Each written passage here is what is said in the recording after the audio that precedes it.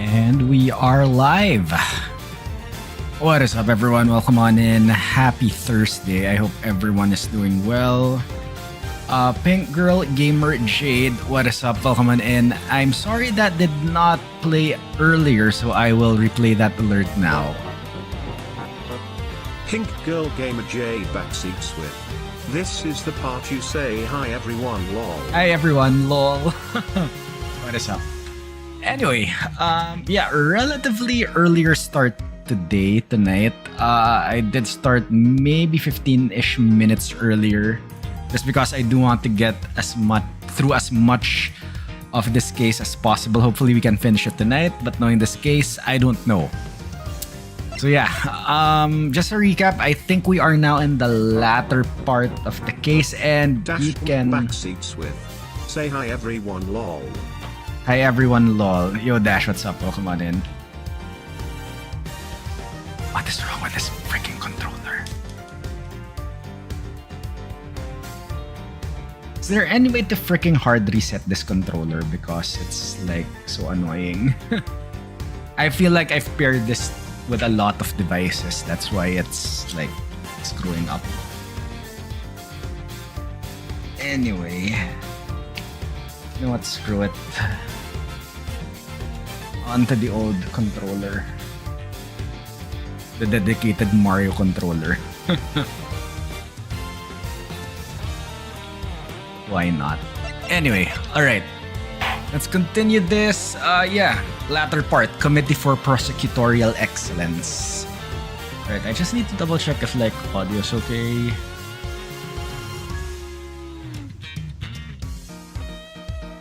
Send it to be repaired. You know, it's working when it's paired with my PC. It's just like screwing up if it's paired with the Switch. So I don't know why.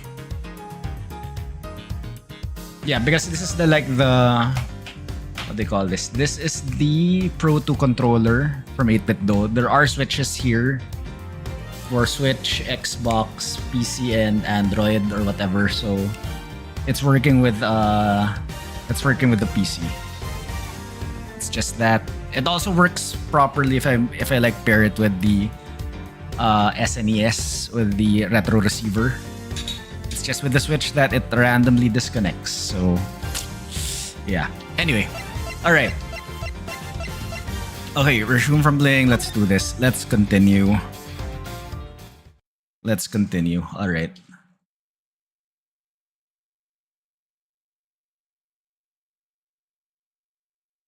All right, April 6th, 8:30 a.m. Committee for Prosecutorial Excellence Chamber. All right, 10 members, over a majority are present. That's called a quorum. I hereby call this meeting to order. We are gathered here today to assess the professional competency of Prosecutor Miles Edgeworth. Here, in the sight of the goddess, we do solemnly swear to pass fair and frank judgment. Fair and frank? Don't make me laugh. Verity, if you would be so kind as to summarize the case against Mr. Edgeworth. On April 5th, despite having been advised of the illegality of an investigation he was conducting, the accused refused to desist and eventually had to be detained by myself and Chairman Winner. His actions compromised the investigation into the murder of a certain defense attorney. And despite having been presented with copious evidence of her guilt, he continues to insist that the suspect, 1K Faraday, is innocent of all charges. Perhaps you can explain the details of the murder to us as well. Of course. On the morning of the 5th, the body of the victim was found here in the committee chamber. Further explanation would be provided by me, Eustace Winner, Premier Prosecutor. The floor is yours, Mr. Winner. The murder itself happened late on the night of the 4th. The victim was Miss Rosie Ringer. Oh, alright. That same night, an illicit auction was being held here in this very room. Ringer took part in that auction, I think. Yeah. Meaning that the murder took place sometime during the auction. When she was found, Ringer was dressed in an outfit that matched the description of the auctioneers. However, due to the fact that the auction carried on after the murder had occurred, I deduced that Ringer was not in fact the auctioneer. You deduced nothing of the sort. And what about the basis on which the suspect was detained, Mr. Winner? Yeah, I got this. So Faraday was overcome by... crushing remorse, Eustace. Yeah, that. Tons of crushing remorse. So she confessed. According to her confession, she was on the roof of this building when she encountered the person in a red raincoat on the viewing platform. And that person was Miss Ringer, I take it. Precisely, Mr. Chairman. The killer dressed the victim in the auctioneer's outfit after the fact. But at the time when she was killed, Miss Ringer was wearing a red raincoat. And who won the race to find that raincoat nearby? Me. That's who. Did you? I thought it was somebody from forensics. Strictly speaking, it was found by one of the forensic investigators under Mr. Winner's command. I knew it. The blood analysis on the coat showed that it was indeed Miss Ringer who had worn it, and the suspect's confession was the final nail in the coffin. She confirmed having committed the murder. So as you can see, Kay Faraday was the killer. There's no way anybody else could have done it. Alright, Miles, I expect you to have some objections. Let's get them out of the way, shall we? I have no objections, Chairman Winner. Well now, is that so? I thought it would have taken more than a single night. No objections in the matter of my unauthorized investigation, that is. But in the matter of Miss Faraday's supposed guilt, I have plenty. I can personally attest to the fact that Mr. Winner's investigation was fair and impartial. Of course it was. When it comes to carefully conducted ops, I'm the winner every time. You know, Miles, it's within my power to offer you a plea deal of sorts. If, and this is purely hypothetical of course, you were to withdraw your objections. You might wake up tomorrow to find yourself the proud owner of a seat in this committee. Oh, because there's one vacancy. So I ask you again, do you have any objections, Mr. Edgeworth? If you think you can buy my silence, think again. You will watch your mouth. Only if the chairman watches his. Ooh. I didn't come here to talk about committee seats. I came here to talk about the murder case. I demand a statement under oath, and I won't rest until I have one. I want to know exactly what the committee's view on the incident is. You want to put us on trial, my boy? Very well, if it will make you happy. Verity, please provide Mr. Edgeworth with the materials pertaining to the case. Oh, it's because we don't have the whatchamacallits. We don't have evidence. Really? But sir... This will be his last hurrah, so let's humor him with the send-off he desires. If you say so, Mr. Chairman. Evidence data received from Judge Gavel. Oh, so we have everything back now. Nice. We have the raincoat, the part, the picture, blood, clothes box, elevator, blood. Okay, why is this here? Oh, we're originally found in the Zengfa presidential plane.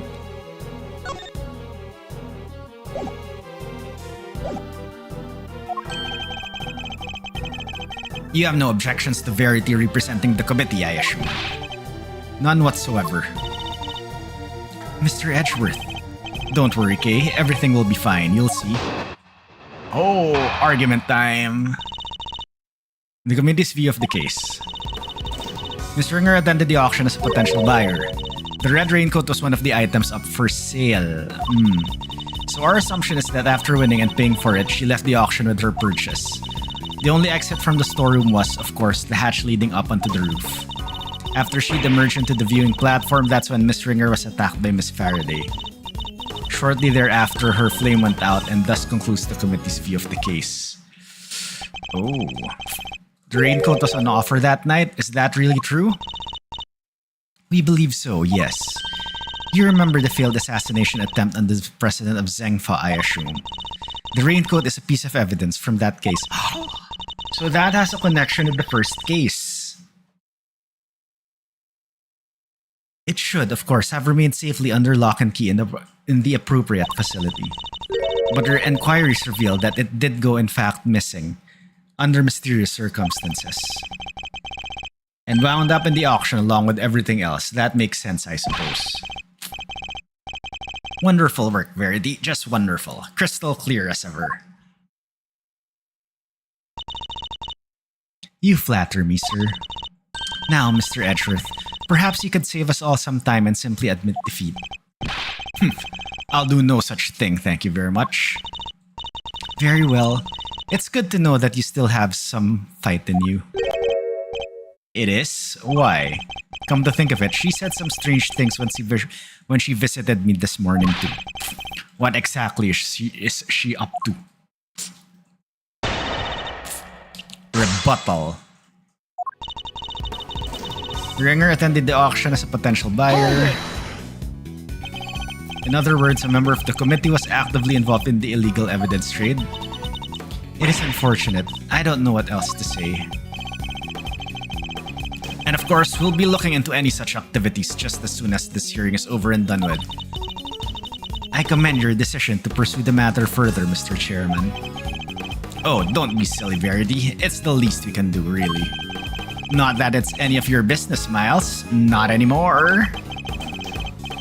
If only you had remained a prosecutor. But you didn't. Now, if we're quite done making an old man cry over this whole sad affair, very well, allow me to continue. Red raincoat was one of the items up for sale. Alright. So the raincoat really was one of the auction lots?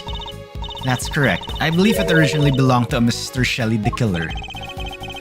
Considering its status as a piece of evidence, it's the only logical conclusion. It's from when he made his attempt on the president's life. There was an unexplained mannequin stand amongst the other items on sale. Alright. It could have well been used to display the code prior to the auction.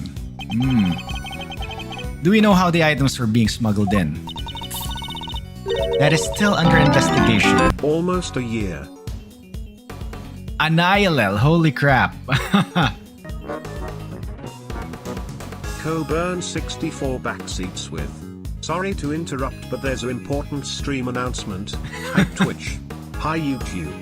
Please like, comment, follow and subscribe for more courtroom objections.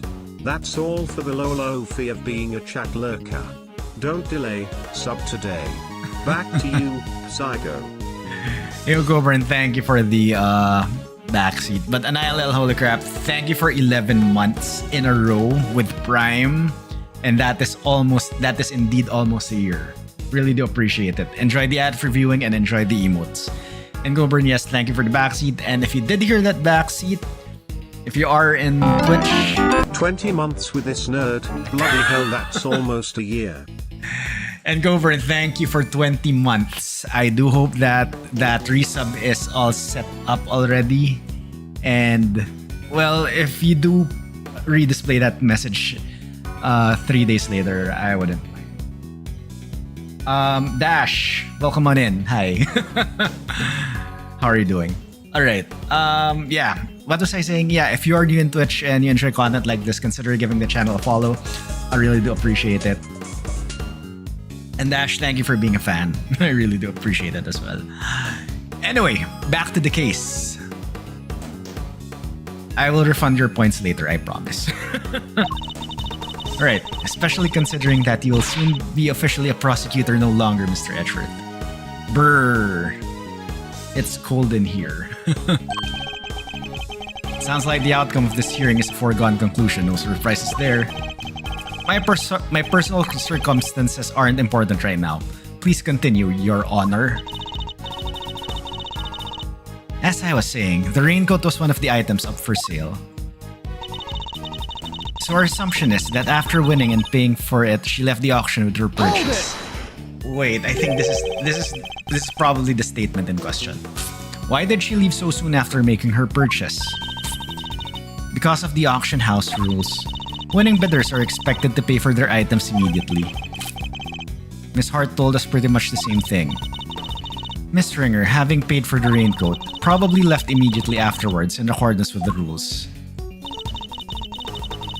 The only exit from the storeroom was, of course, the hatch leading up onto the roof. Hold it! Although I think the... Miss Ringer was a member of the committee. Could she not have left the committee chamber via the main door? While the auction was still underway, that would risk exposing its existence to those outside the trusted circle of attendees. Given that Miss Hart found out about it, I think its existence is already well and exposed. The rules of the auction stated that attendees were to enter and leave via the hatch in the roof. Miss Ringer had no reason not to follow those rules. And given where the murder took place, we know that she must have done so. After she emerged into the viewing platform, that's when Miss Ringer was attacked by Miss Faraday. Hold it! Okay, I think this is... Okay. This is the contradiction because Kay had a statement earlier. Alright. I think it's Kay's statement, right? Coming from beyond the concession stand and pushing her off the building. Because she was standing by the tree and the hatch was by the tree. But alright, let's just press the rest. Innocent judge believes the innocent is guilty. That's basically the plot premise of the cases in Ace Attorney and ILL. That's exactly what we are hoping to establish in our upcoming interviews with Miss Faraday. Coercive interrogation after the fact, something you seem to specialize in. If the murderer knew that the attendees would all be leaving via the hatch, then the roof would have been the perfect place to lie in wait. So as I was saying, after she'd emerged into the viewing platform, that's when Miss Ringer was attacked. Shortly thereafter, her flame went out and thus concludes the committee's view on the case. Sorry, let me just adjust this because... Ouch, my back. Her flame went out? The flame of her life, Mr. Edgeworth, though perhaps her flame was stolen from her, is more apt. Objection! But the candelabrum that extinguished her life was one of the auction lots, meaning Kay had no way of getting a hold of it to begin with. Miss Faraday could not have lain in wait for the victim without knowing of the storeroom's existence. She could easily have snuck down the ladder and stolen it while the auction was underway. If only we knew where the candle holder was during the auction. That would surely clear the matter up, no? Well, either of you? Sadly, we don't have anything that could tell us much on that front of the moment. Forgive me, sir. This is something we are hoping to establish through further investigation. Well, isn't that a shame, Mouse, my boy? It seems this line of inquiry is something of a dead end, then, isn't it? So their theory is that the victim and her killer met on the roof and that's where the murder took place. In other words, it assumes the viewing platform was the scene of the crime. But is that really the case? I thought I had evidence that clearly shows the story of what happened that night. Time to double check. Alright, so I think it's this. But first, you know what to do.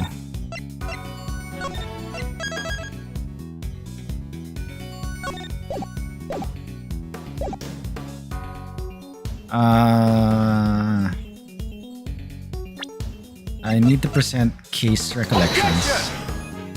It's not it! What?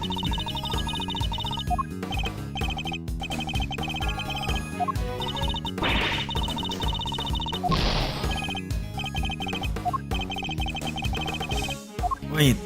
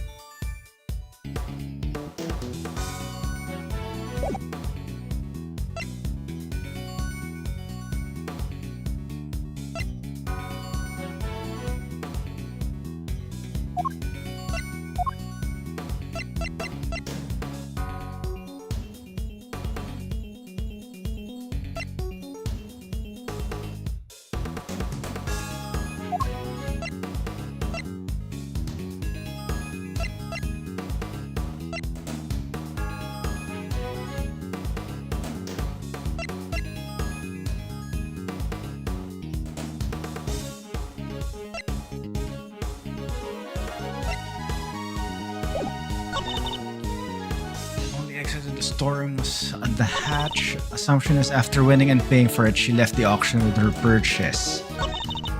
Red raincoat was up one of the items for sale.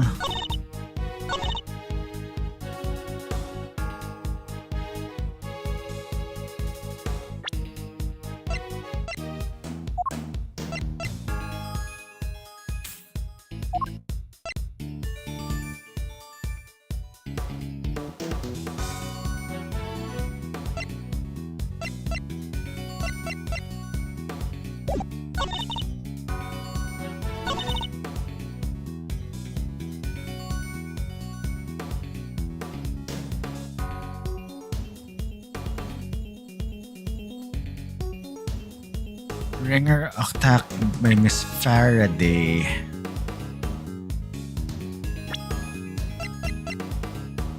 Coming from beyond the concession stand, okay.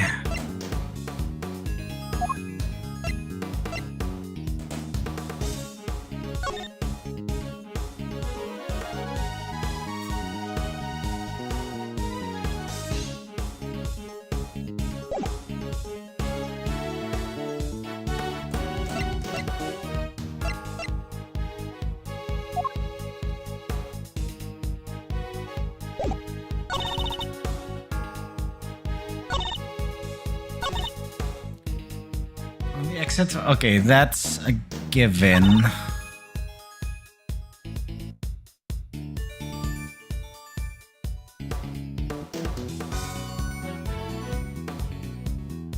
Okay, wait.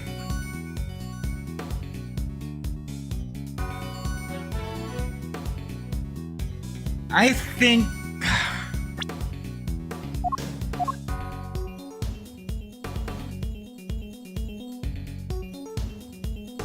yeah, because if she was to like buy it, I mean, yeah, she. If we assume that she bought this coat, that should have been in the mannequin, right? And this specific angle would not have been taken by the camera. Objection! Ah, damn it.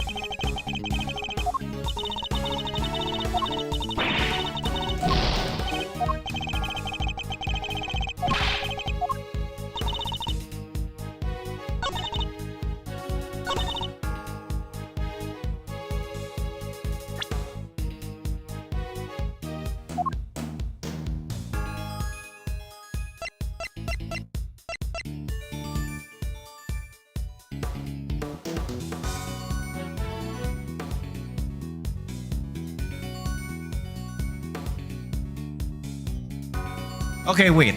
After she emerged into the viewing platform, that's when Ringer was attacked by Faraday.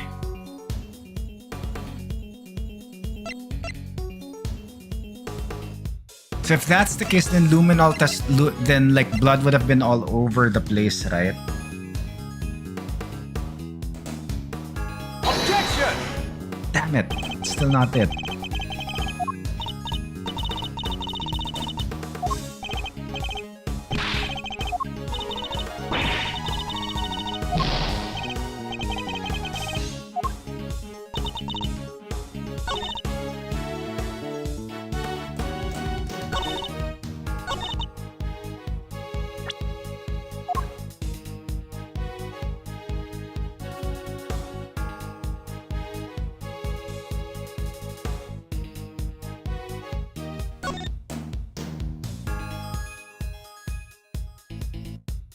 I have examined this, alright.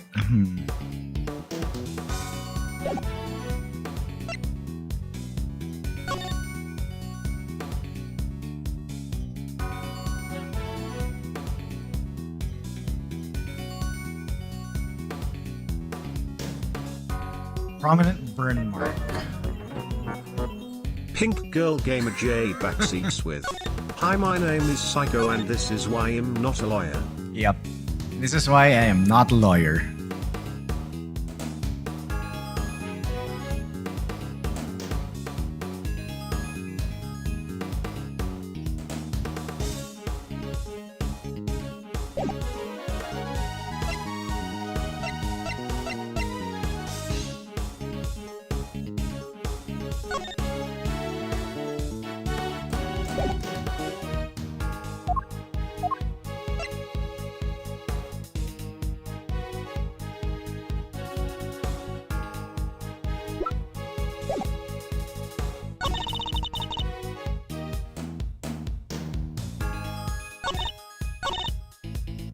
Okay, attended the auction as a potential buyer, so assuming she's not the ring leader.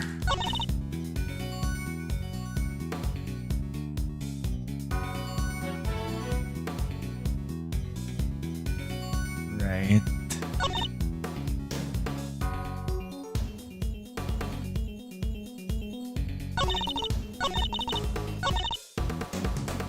Hold Okay, it! what's her state? Why? What possible? The murderer knew that attendees would leave. The roof would have been the perfect place and wait. Hold it! Objection! Overruled! Could not have leaned in wait for the victim without knowing of the storeroom's existence. She could have easily snuck down the ladder and stolen it while the auction was underway.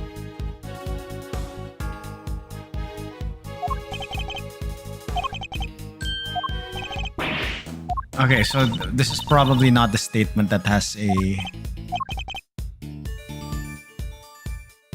Theory is that the victim and the killer met on the roof and that's where the murder took place.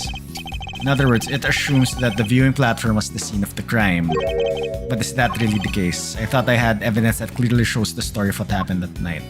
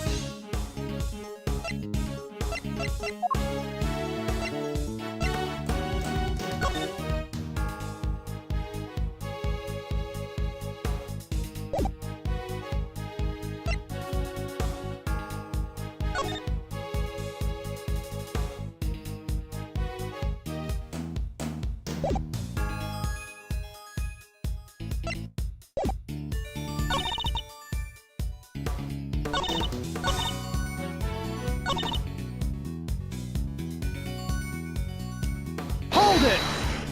Okay, let's press for this. Why did she leave so soon? Auction house rules. Winning bidders are expected to pay for their items.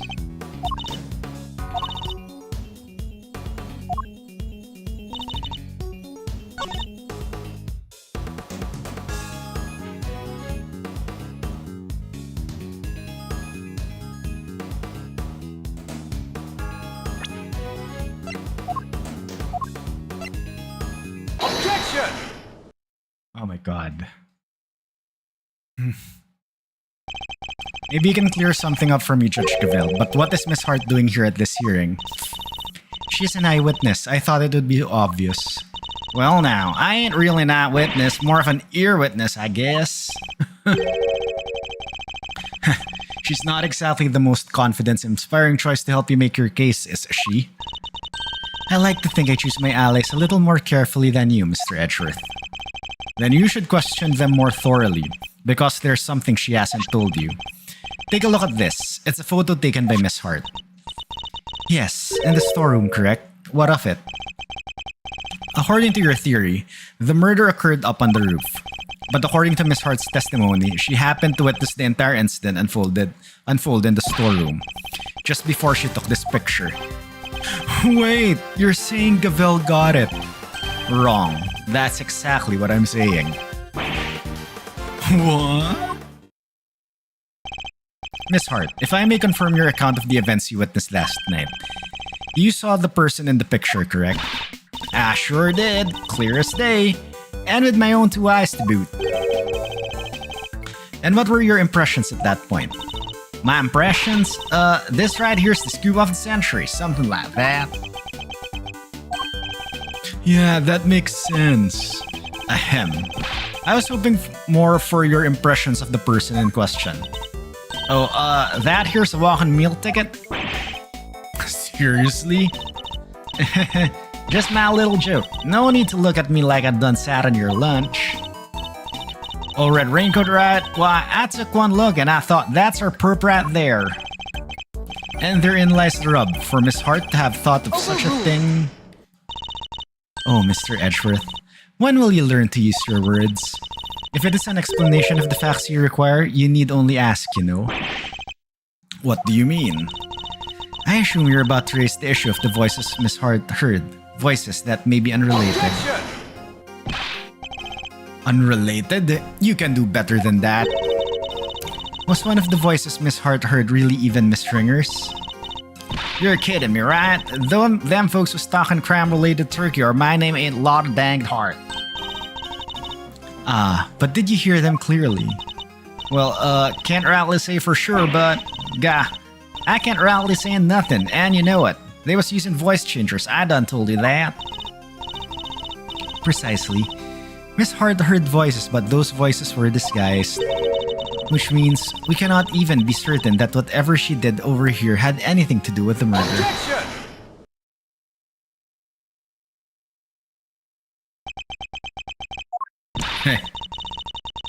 You don't need to yell objection in order to sigh at me, Mr. Edgeworth. It seems I overestimated you, Judge Cavell. Nonsense. Verity's the best of us, my boy. The very best. And yet she believes that what Miss Hart heard might not have had anything to do with the murder? Even supposing that that's the case, it doesn't prove the murder didn't happen in the storeroom. The incident happened before the victim was able to go up to the roof. That much we can say for certain. And I can tell you why. This proves that the incident happened before the victim went up the roof. It's the blood on the hand. Take that! We initially thought that the person in the red raincoat was the culprit. Yes, because Miss Hart said as much. Indeed, she told us about the blood she saw on this person's hand. And I doubt many people would have had thought differently given her testimony. Ergo, if this person is the killer, then the blood we see would be from when they attacked the victim. But knowing what we know now, that this person is in fact the victim, it recontextualizes everything. The presence of the blood still shows that the picture was taken after the attack. But now, it tells us something very important about the victim too. This picture tells us that the victim... Wait. What was the autopsy report again? 3 puncture wounds, head injury post-mortem, so post-mortem after death.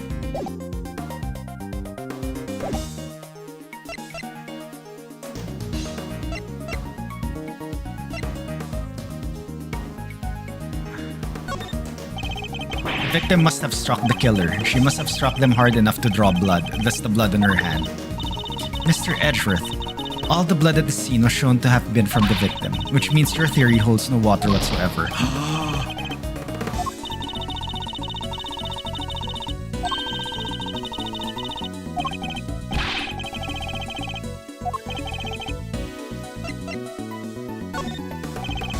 There's no doubt in my mind that the victim was attacked in the storeroom. But here we have photographic evidence of her standing upright and alive, albeit with a bloody hand. This can only mean that Miss Stringer survived the attack. The blood in her hand is from the wounds she had sustained. What are you talking about? Who dies from a hand wound? The wound wasn't on her hand, Mr. Winner. I imagine she had used her hand to try and staunch a wound. That's right. Well, it's impossible to tell from this angle. The victim was already mortally wounded here. Oh ho ho! Well, that certainly would change things, wouldn't it? It very much would. Not least by making it absurd to suggest that Kay was the attacker. Her encounter with the victim happened after this picture had been taken. After the victim had already been attacked and was in critical condition. I put it to you that all Kay witnessed was the victim finally succumbing to her wounds. That would have been quite the coincidence. It's a textbook case of wrong place, wrong time, I'd say. You seem to be forgetting a rather important fact, Mr. Edgeworth. Well, that or pretending to not remember it. What? What fact am I forgetting? I think it's time to wrap things up, don't you, Verity? put the boy out of his misery. Dad, Gavel works for me. Why do you keep giving her orders? That's my job. You really are a total and utter embarrassment. I'm not. I hate to break it to you, but you both are. Go to it, Gavel. Put Edgeworth out of his misery. As you wish. What a wanka. He's a pompous spoiled brat. Come on. What you're forgetting? Miss Ringer's body was found with 3 wounds in its chest. And we all know what those wounds are from, don't we? That's right, they're from when she was stabbed in the chest by a 3-armed candelabrum. I doubt anybody could survive such grave wounds. If you care to read the coroner's report, I'm sure you would change your tune. Nicely done, Gavel. No Edgeworth. Make several objections? I'm afraid I will. What? Why? Weren't you listening? Oh, I was listening. Very carefully, in fact. Hence, my objections. Come on! Why do you always have to undermine me? That's never my intention, I assure you. It isn't? Because you do it so well to yourself every single time already. He's a dick. Of course it isn't. Yeah, I knew that because I'm... Please, Eustace, just stop for goodness sake. You've already embarrassed me enough. Huh? What do you mean, Dad? Okay, Ringer's body was found with 3 wounds in its chest. 3 wounds. That can't have been pleasant. Yes. Which is why we must see that the perpetrator of this cruel act pays for their sins. Don't listen to her, Kay. She's just trying to scare you. If you could please continue on, Judge Gavel. Very well. As I was saying, there were 3 wounds. He's an arrogant child. Yes, he's a spoiled brat. And you all know what those wounds are from, don't we? I do, but perhaps we should ask Mr. Winner. He does, I'm sure. Don't you, Eustace? Who, me? Oh, you bet I do. I know this case inside out. Who does he think he's fooling? Eustace, my boy, make an old man happy and at least glance at the coroner's report, would you? Sure, let's see. Yada yada, 3 puncture wounds, blah blah, candle holder. No way, that's what they used? Crazy. Wow, he's an idiot. Precisely. The wounds were inflicted just as Eustace says. It's right there from when she was stabbed in the chest by a 3-armed candelabrum. And you're sure the stabs to the chest were the cause of death? There's no doubt about that? None. One of the spikes of the candelabrum even pierced the victim's heart. And unless you mean to call Dr. Hurt's professional opinion into question, we can only treat that as fact. The coroner's opinion backing up my own winning ones. Now that's what I call a flawless victory. Well, I'm certainly not about to ignore the coroner's findings. Hey, what about my findings? You can't just ignore them. But if the cause of death really was the puncture wounds to the chest from the candelabrum, that would seem to contradict one of the pieces of evidence we've gathered. Oh my god, whose emote is this?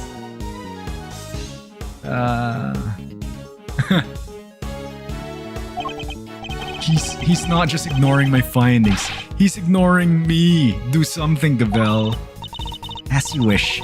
At the very least, I will ensure that he cannot ignore my own conclusions. I doubt anybody could survive such grave wounds. But the victim may not necessarily have died instantly. I think we can say that much at least. Perhaps, but she would surely not have lived for longer than a few moments either. So, there are people who could survive even if you stab them in the chest? Sure, there might be, and there might not be too. So which is it? Trust me, there are not. And in case you're still tempted to believe there might be, if you care to read the coroner's report, I'm sure you would change your tune. Hold it! Okay. Cause of death is the set of 3 puncture wounds on the left side of the chest inflicted by a candle holder. Well done for reading, Mr. Edgeworth. That report forms the basis of my own conclusions. In other words, if I disprove what it says, I disprove your conclusions too. You have the strangest sense of humor, but I wouldn't mind seeing you try. However, before you do, I would advise you to read that report very carefully. After all, I am not interested in your opinions, only in solidly grounded deductions. Very well, then you shall have my deductions. Mr. Edgeworth, don't worry, Kay, everything will be alright. I need to find something to prove that the victim was still alive and breathing immediately after the attack. If I can't, Kay's fate will be sealed.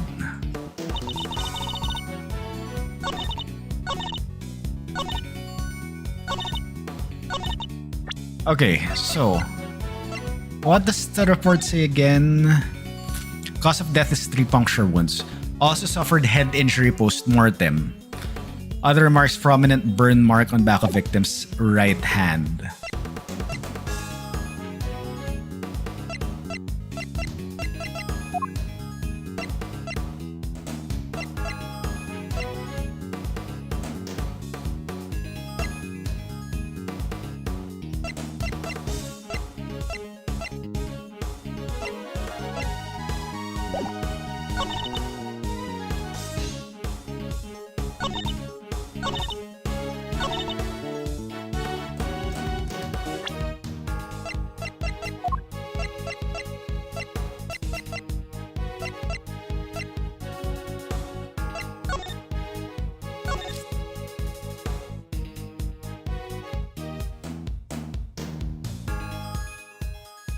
Okay,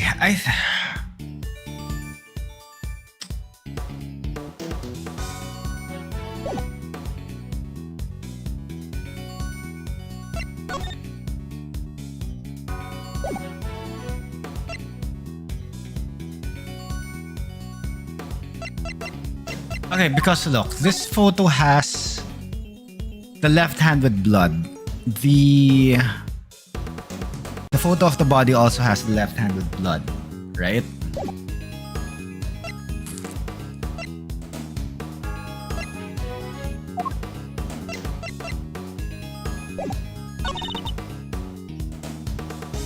Okay, I think we need to save again.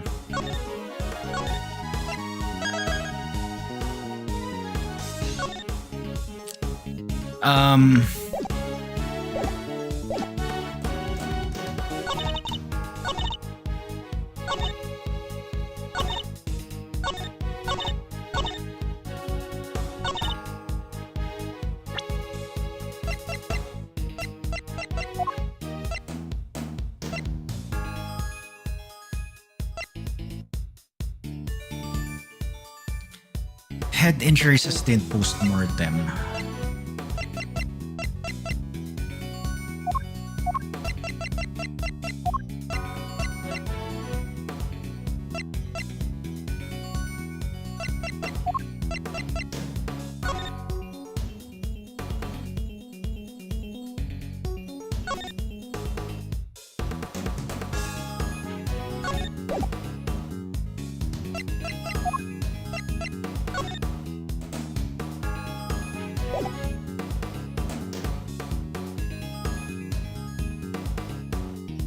Wait, Annihilal, why is there another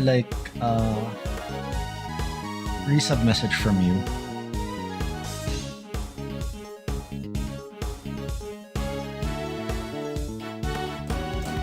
Okay, that is weird. You got another resub message. Anyway, Twitch is glitch.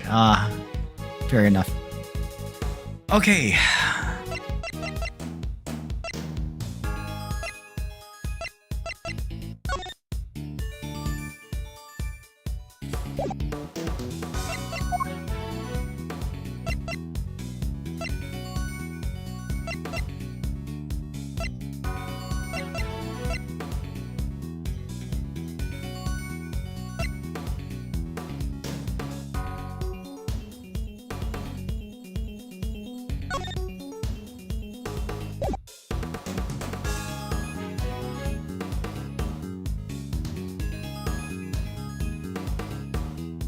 Because this person was still able to climb the ladder, right?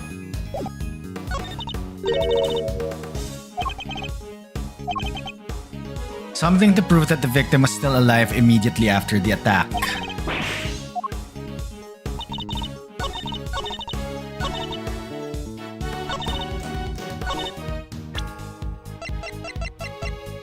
I think we still showed the picture. Objection!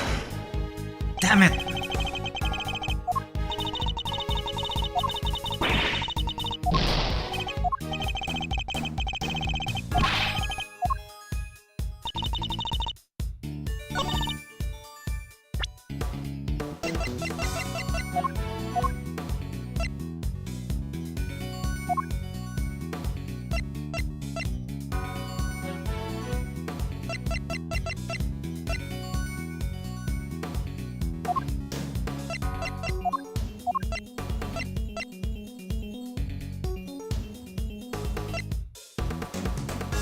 Objection! Fudge.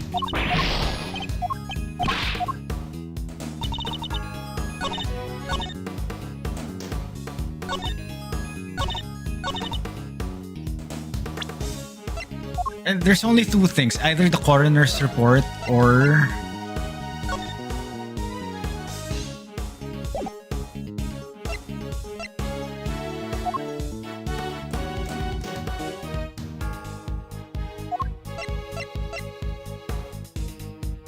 Objection!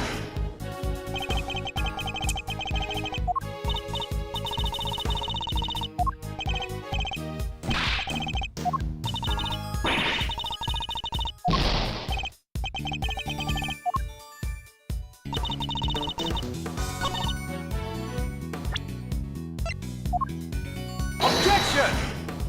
shit. Okay, what's the proof that Ringer was still alive, warned by the victim whose fingerprints and blood were on the hood, were found on the hood?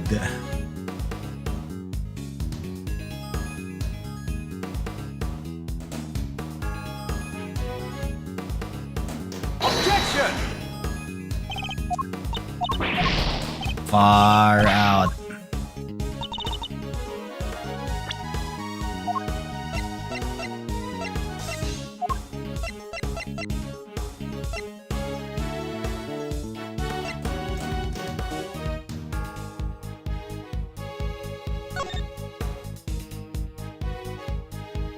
Oh no, wait. How did she use the keycard then? Right?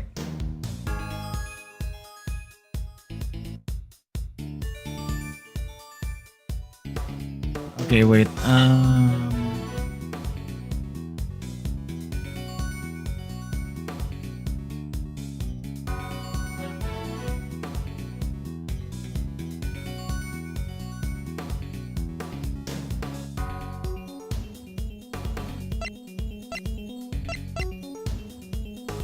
Objection! Damn it, it's not this.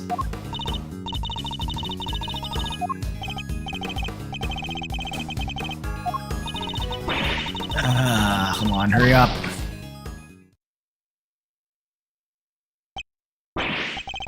Oh, it can't end like this, and yet there's nothing more I can do.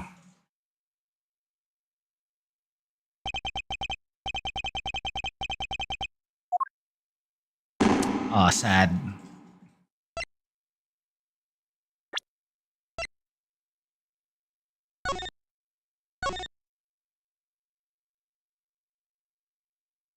Sad. Ah. Okay, what is the evidence to show that Ringer was still alive, was still able to do things?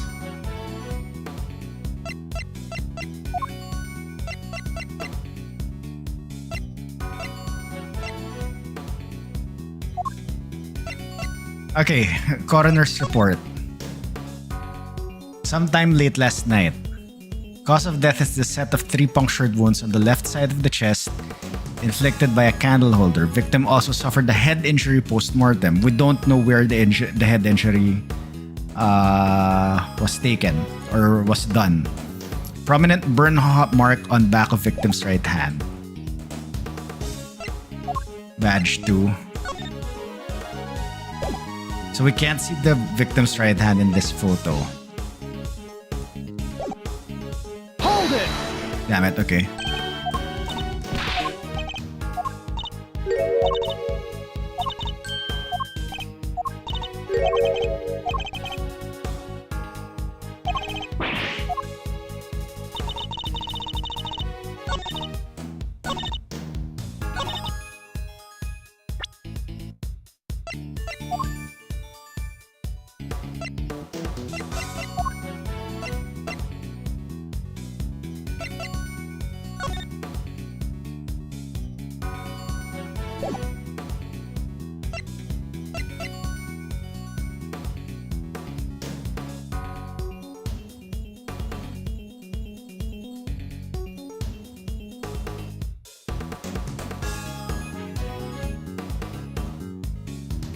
How was she able to like wear this? No, she could have worn like the jacket on top of the hood, right?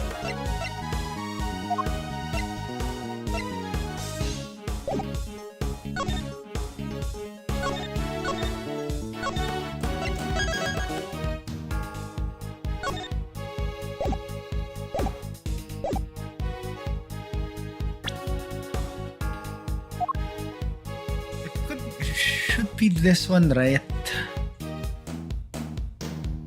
How would she have worn the hood?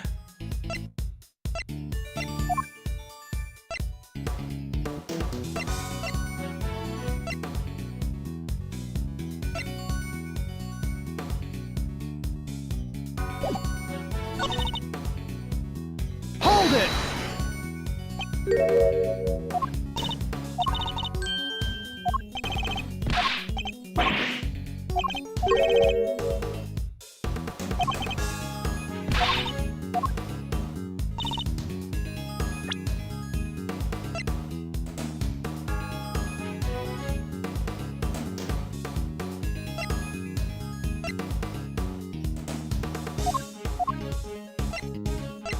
Objection!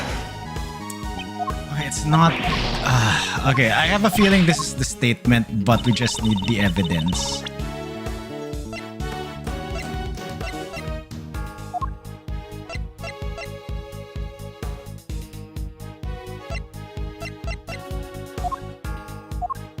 Objection!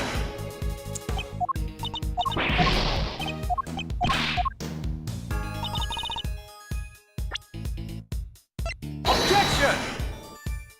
I was thinking like the fight with getting the flower.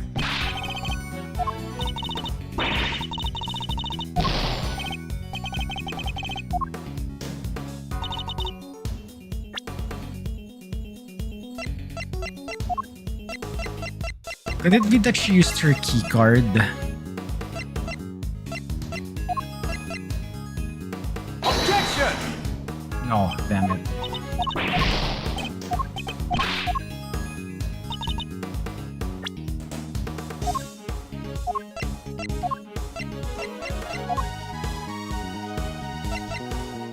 Objection! Damn it, it's not heart statement as well.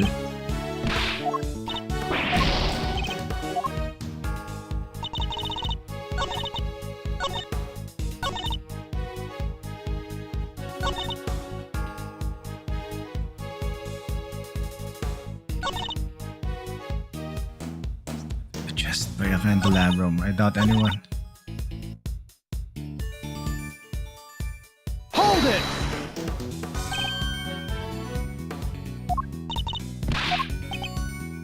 If I disprove what it says,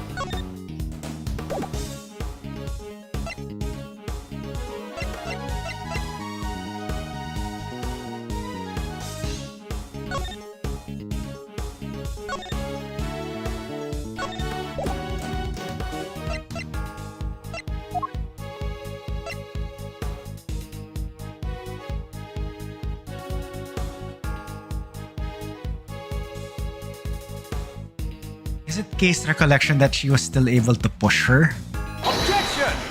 No, it's not. Okay. Damn it.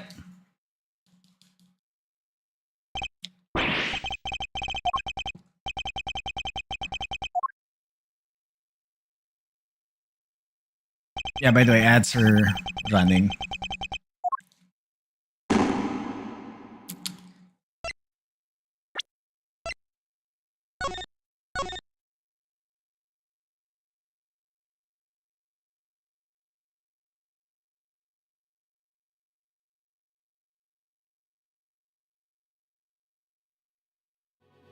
Okay, what have we not presented here?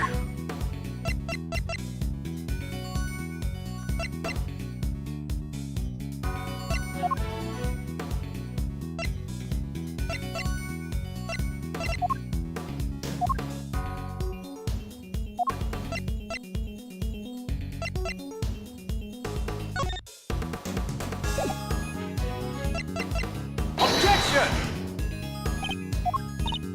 I'm just gonna like present spam here.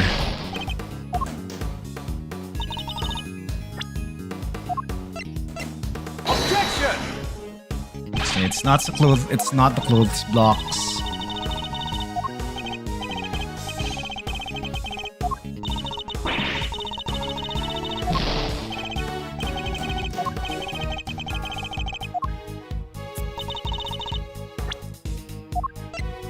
Objection! It's not the elevator blood, it's not the photo, it's not the hood.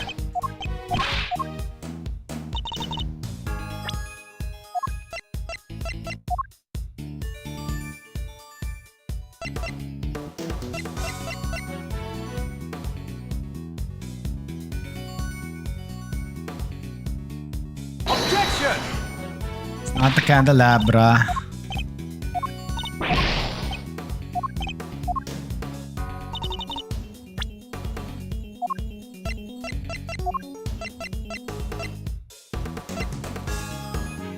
Objection! It's not the coroner's findings. I know I've presented that previously already.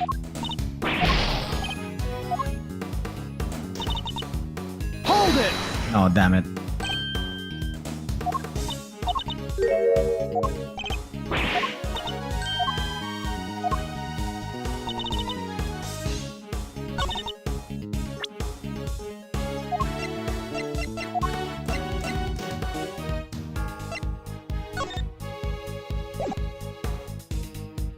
Objection!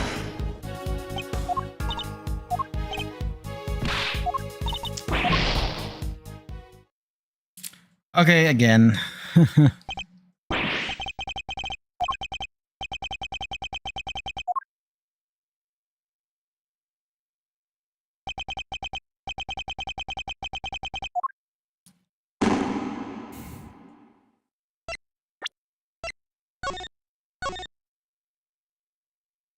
Damn it, what's the evidence here?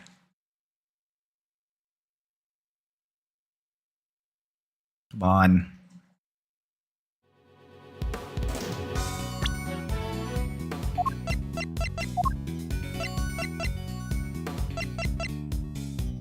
Objection!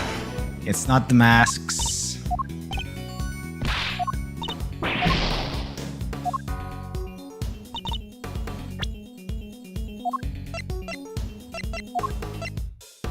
Objection! It's not the plushie.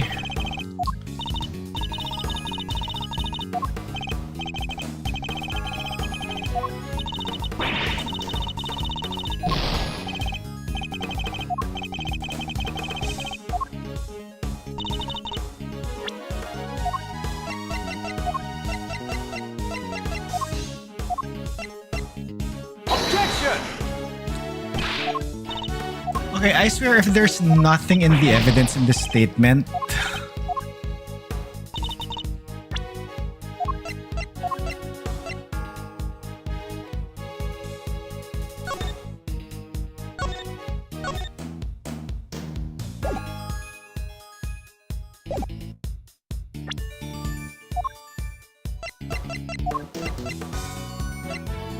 Objection!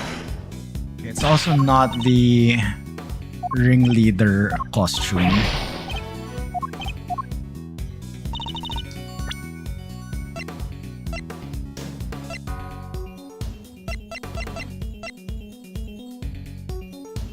Objection!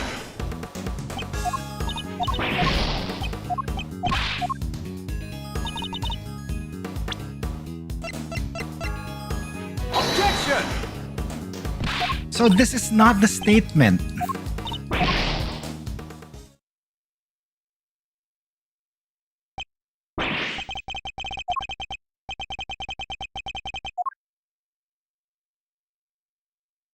What's the statement then? Alright.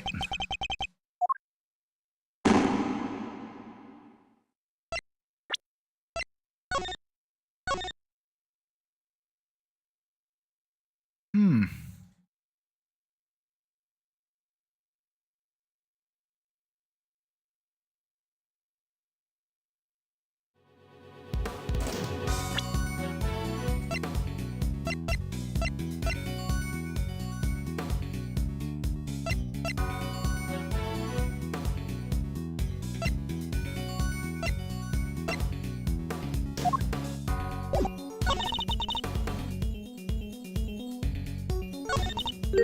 Okay.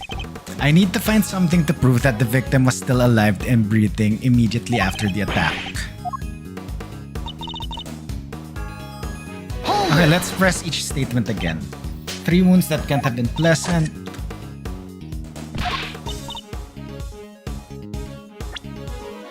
Which is why we must see that the perpetrator... Okay, don't listen to her, okay? Hold it! Okay, this is the Eustace thing, blah blah blah blah.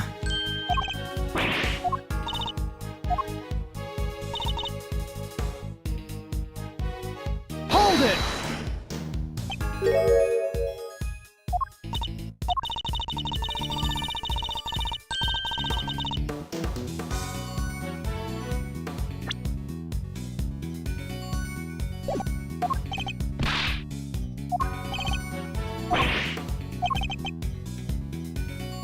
But if the cause of death really was the puncture wounds to the chest from the candelabrum, that would seem to contradict one of the pieces of evidence we've gathered.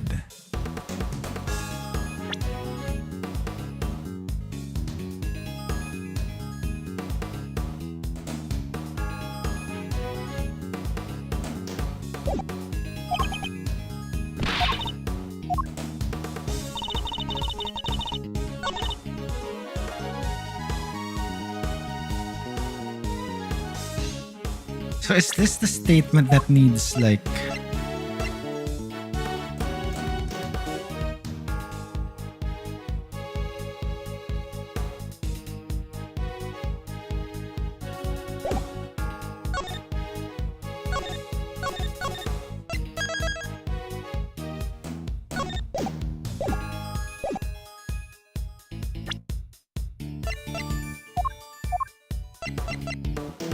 Objection! Damn it. Okay, so...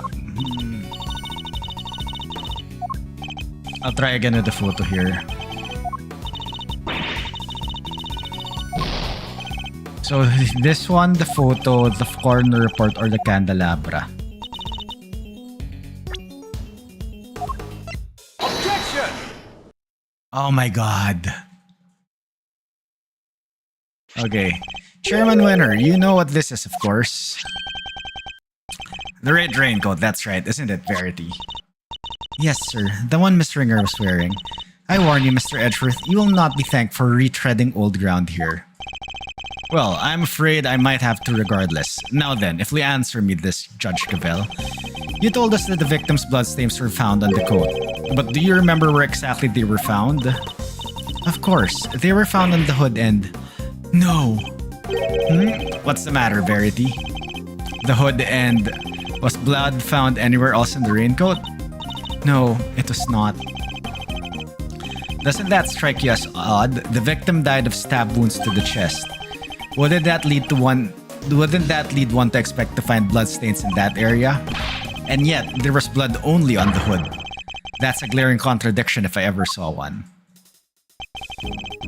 The head wound the victim suffered wasn't just some incidental injury. It was inflicted before the stab wounds to her chest. Perhaps you are correct. Perhaps the victim did sustain the head injury first. As you said, if she had been stabbed first, there should be blood in the chest area of the raincoat. Therefore, Miss Ringer cannot have been stabbed before the head injury had been inflicted to her. But even if we concede this point, that the head injury came before the chest wound, what difference would it make? How does it change our own understanding of the case? I'd say it changes things a great deal. In fact, it raises an even more fundamental contradiction. That's quite the bold claim, Mr. Edgeworth. I have to admit, you have me intrigued. Perhaps you could show us this fundamental contradiction with some evidence.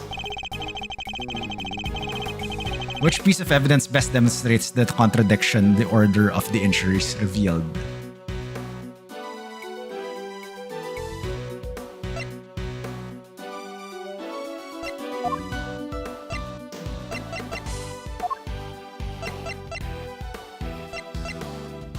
Which piece of evidence best... Okay, what's...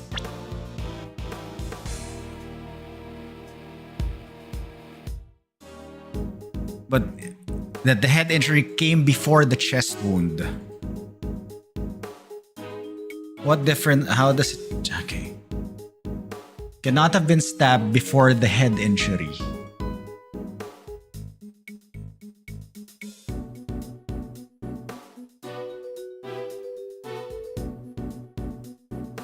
So head injury, then stab, right?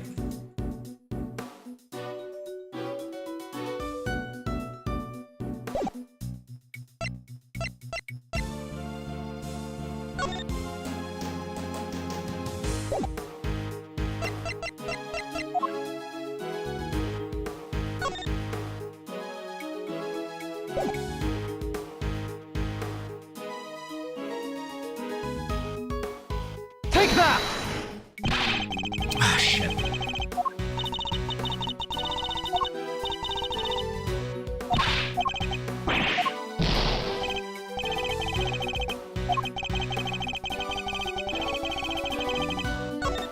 Okay, save scum.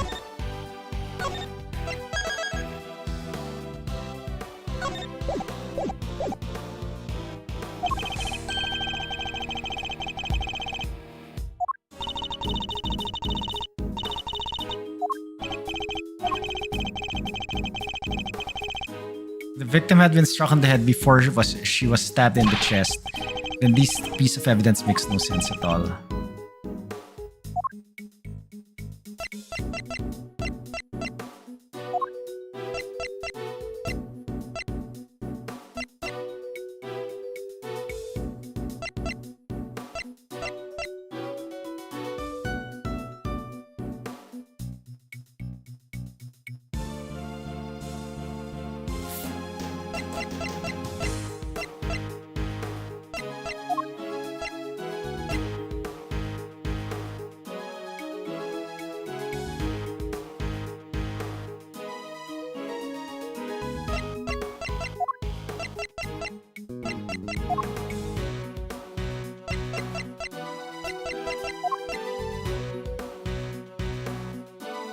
Take that!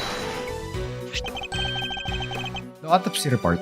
This is Dr. Hurt's preliminary findings, according to which the victim suffered a head injury post-mortem. But the order suggested by the bloodstains on the raincoat is exactly the opposite, yes. Bailiff, the Hort hereby subpoenas Dr. Hilda Hertz to the committee chamber with all due haste. Until she testifies, this case cannot be brought to a close. Yes, Your Honor, I'll go fetch her at once. Unfortunately, Dr. Hertz is a very busy woman. I doubt she will be able to come immediately. In the meantime, there is another important angle I would like to explore. Frankly, something has been bothering me about the person at the heart of this case. The so-called ringleader. Who exactly are they? Yeah, good point. We never looked into that, huh? Despite having been mentioned repeatedly in this hearing, we still don't know even the most basic facts that might help us uncover their identity. Well, Mr. Edgeworth, do you have any thoughts on the matter? We've seen nothing that might serve as clear evidence of the auctioneer's identity as of yet. But there is someone involved in the case that I can name. I suspect that at the very least, they might be able to point us in the right direction. And that's... Chairman Winner. I demand that you testify as to what you know. What? Are you crazy? Why would you accuse my dad? You would cast doubt on the integrity of the chairman of the committee? Do you understand the implications of such an act? I don't care who or what he is. We're talking about the truth here. And about a man who seems dead set on framing Kay at all costs. The mask, corsage, ticket stub, and everything else. The items Kay was carrying when she was found. They were deliberately placed in her possession somehow. By Chairman Winner himself. A shocking accusation, and one I find hard to believe. But for the sake of completeness, I must ask. Why would he do such a thing? The case suspicion on Kay, of course, why else? Shouldn't this be to cast suspicion on Kay, of course? Classic Chairman Winner with his fire. I even managed to get him to say something to that effect. Chairman Winner, your rebuttal, please.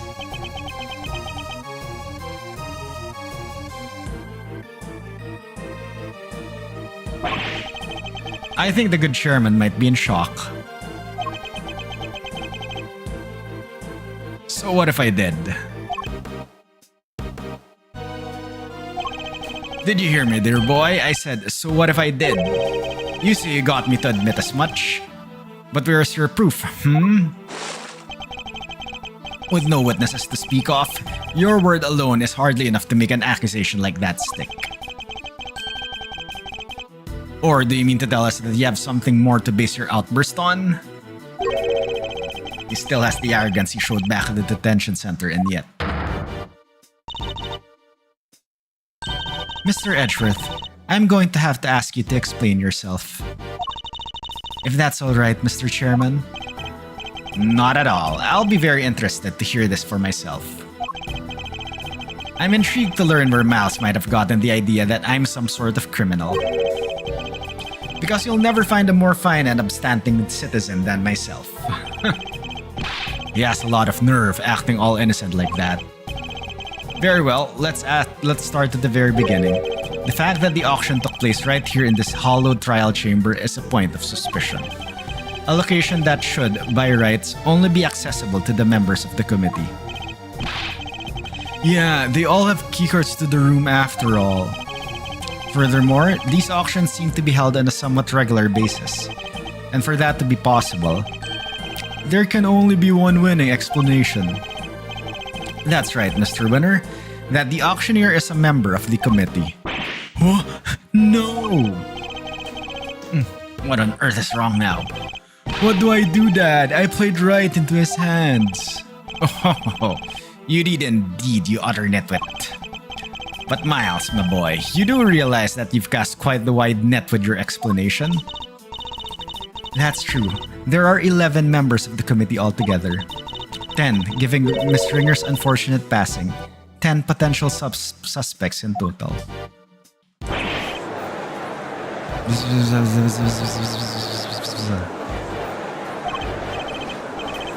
And it can't be the chairman, can it?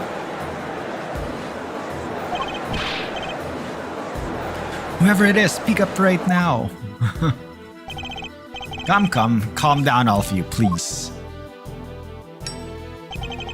Well, Miles, is that all the proof you've got against me? You're very quiet all of a sudden. But it's too late to back out now. You accused the former chief prosecutor and current committee chairman of a crime. I would tell you to prepare for the worst.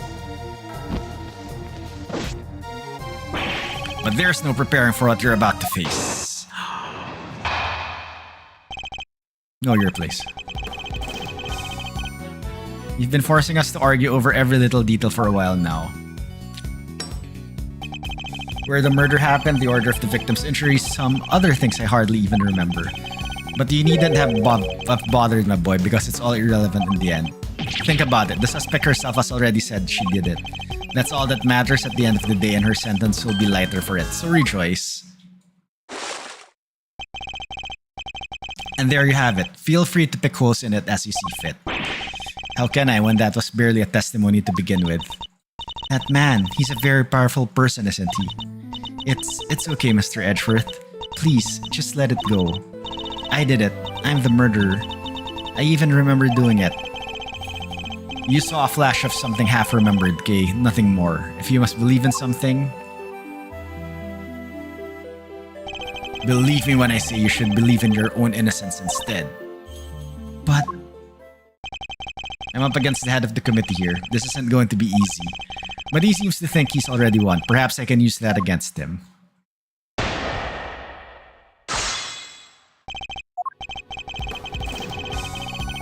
Hold it!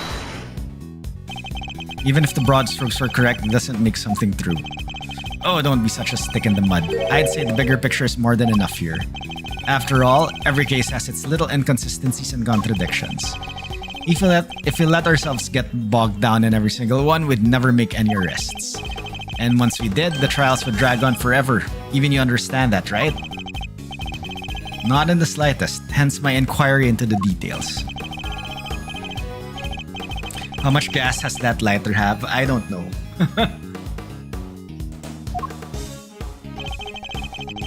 Where the murder happened, the order of the victim's injuries, other things I hardly even remember. I seem to recall the ringleader's identity and the faulty coroner's report being critical points of contention. Yes, I was listening, my boy. But critical is a matter of opinion. How can you possibly suggest that such fundamental issues are not important? Perhaps it is your ability to make sound judgments that should be on trial here today. Oh ho ho ho. Bravo, my young hothead. Wonderfully cutting stuff. You do like to try though, don't you? Hold it! There's no way of any of what we've discussed today is irrelevant, not unless you intend to bury the truth. But none of it is relevant, dear boy. The only reason you keep trying to make it relevant is because otherwise you're up a creek without a paddle. Hold it! Just because she confessed to something doesn't make it the truth. Kay is suffering from amnesia, so any statement she makes should be taken with at least a grain of salt. Even so, it doesn't exactly solve anything for us, does it, dear boy? And it would be nonsensical to dismiss her confession outright. I'll tell you what. Why don't we ask her one last time? Though I'm sure she'll just say she did it again. Fine, let's do it. Let's ask her again. We'll see if she really believes herself to be the culprit. Huh? You mean me? Is this really what you want, Mr. Edgeworth? If it goes badly, it could significantly weaken your position. I know, but there's no other way. I only request that I be the one to question her.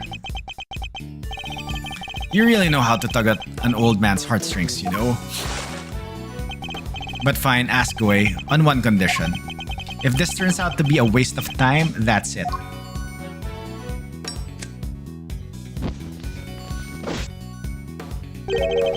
We'll call the proceedings to an end, then and there. Agreed? Call the proceedings to an end? You mean the hearing? Yes, dear boy, that's right. Perhaps you aren't a complete muddlehead after all. Now, just so we're clear, if we ask again and all that happens is the girl confirms her guilt, she is officially declared guilty on the spot. Yes, that sounds like a great plan if I do say myself. That's it? You just declare her guilty just like that? That's the gist of it. It's a big risk, but he's going to find a way to condemn her either way if you don't do something. Kay. Yes. He sweats too much to be innocent. He might just be he might have just like very bad sweat glands. Do you remember anything else about what happened on the day of the murder? Anything that might help us prove your innocence? Why are you still fighting it, Mr. Edgeworth? It's no use. I can't be of help to you. I'm sorry. Classic Ace Attorney music. Yes. I'm too scared to try and remember anymore. What if I remember something even worse? And if I did, I'd just be making more trouble for you. Please, just accept it. The Kay you thought you knew is a dangerous criminal. A criminal who let you down and betrayed your trust. Don't worry, Kay. You have nothing to be afraid of. I may not have known you for very long, but I know you well enough. And right now, I'd say I know you better than you know yourself. Ooh. You would never commit a murder. You could never, because this is who you really are. I should have made this an emote. Take that! You are the great thief Yatagarasu. A noble outlaw who would never stoop so low as to kill.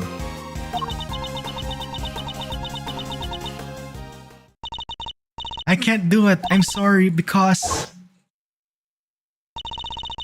all I can see is the one memory that's returned. I have to face it. Hold it! No, the only evidence of your guilt is the confession they forced out of you. As I said earlier, you have to believe that you're better than that. Or are you saying you don't believe a word of what I've been telling you? No, it's not that. You're trying so hard to help me. And you're risking so much for me. It's too much. You have to stop. I'm begging you. Ah, so that's what's going on. I thought it was strange, but now I see. The reason you're allowing yourself to be railroaded into accepting your fate is because of me, isn't it? Which is exactly what the Kay I know would have done. You're a good person, Mr. Edgeworth. Sorry to burst your bubble, but I'm not. And I don't plan on becoming one anytime soon.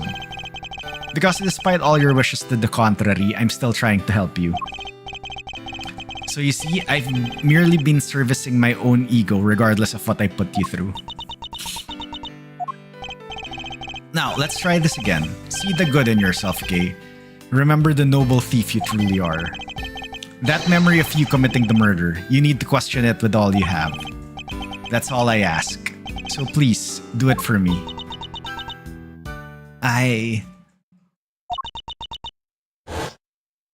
Breakdown? Not breakdown? Kay! What's wrong? Did you remember something? Oh, it'd be like some cliche movie plot if she did. Or some cliche Ace Attorney plot. A cow. Moo? A cow? Mr. Edgeworth, if you could perhaps ask her for a few more details. Well, Kay, what can you tell us about this cow? I remember now. Was there milk involved? The person in the red raincoat, she had it in her hand. A stuffed cow, I can see it so clearly now. Are you sure, Miss Faraday? Are you absolutely certain? Yes, I'm sure. Then this court acknowledges the defendant's latest statements as new testimony. Objection. Have you lost your mind, Verity? We can't accept testimony like this.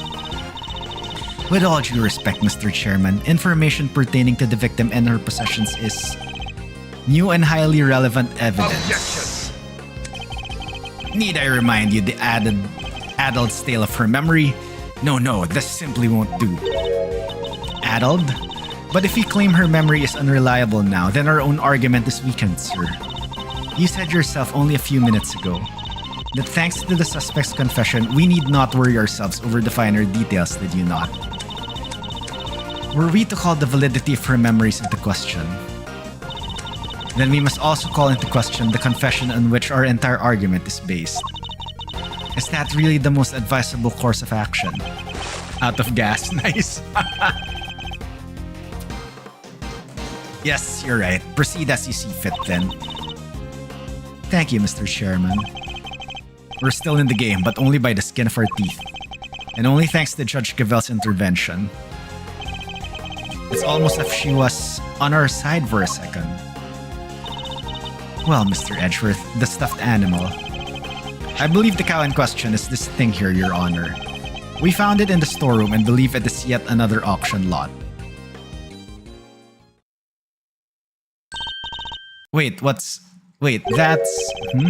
Do you know something, Gavel? No, it's just not what I imagined. I suppose it's a rather odd thing for the victim to have been carrying. I should look over it carefully.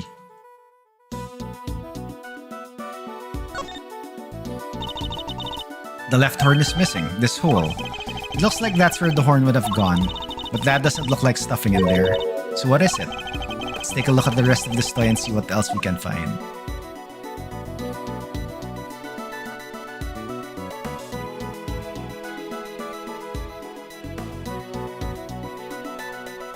Why do you not have anything to like investigate? Okay, other horn. The right horn seems intact, but I can't see it's doing much for the overall symmetry of the stuffed toy. Look, Mr. Edgeworth, it moves. It does? Bzzz, sounds like sand being crushed. It would seem there's a recording device hidden inside. And I knew it was you the moment I had laid eyes on you. You can't hide that burn from me. Nothing to say for yourself? I've waited so long for this day, and I'll finally have my revenge.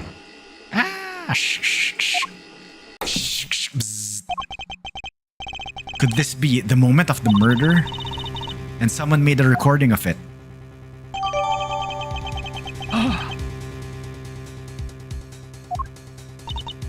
Hey, that's them right there. Them's the voices I heard. Sure, Segs. Unfortunately, we have no way of verifying when these voices were recorded. It's possible they have nothing to do with the murder. If only there were some accompanying video footage. You got bugs in your ears or something, lady? I done told ya. Them's the voices I heard. And we already know the victim was holding that thing, right? So it's gotta be from when she got. Yes, it's a possibility, but a weak one without more than your word to back it up. We need something more, something credible. We need? Yet again, she seems to be stepping in to help. Judge Gavel, I think we all know the voices are from the moment of the murder. Consider for a moment the words we heard one of the speakers say. I knew it was you the moment I laid eyes on you. You can't hide that burn from me. I believe we have something that could explain what these words are referring to and how it's all related. Which piece of evidence proves that the voices are from when the murder occurred?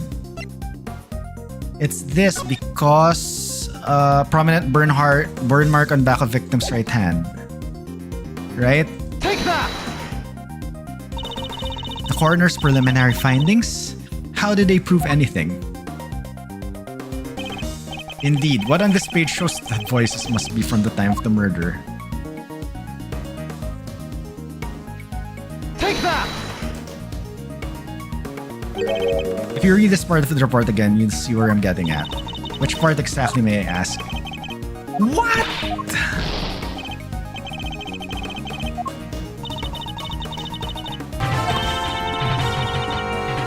Yo, AX Punisher. What's up? Welcome on in. Opticat, what's up? Welcome on in.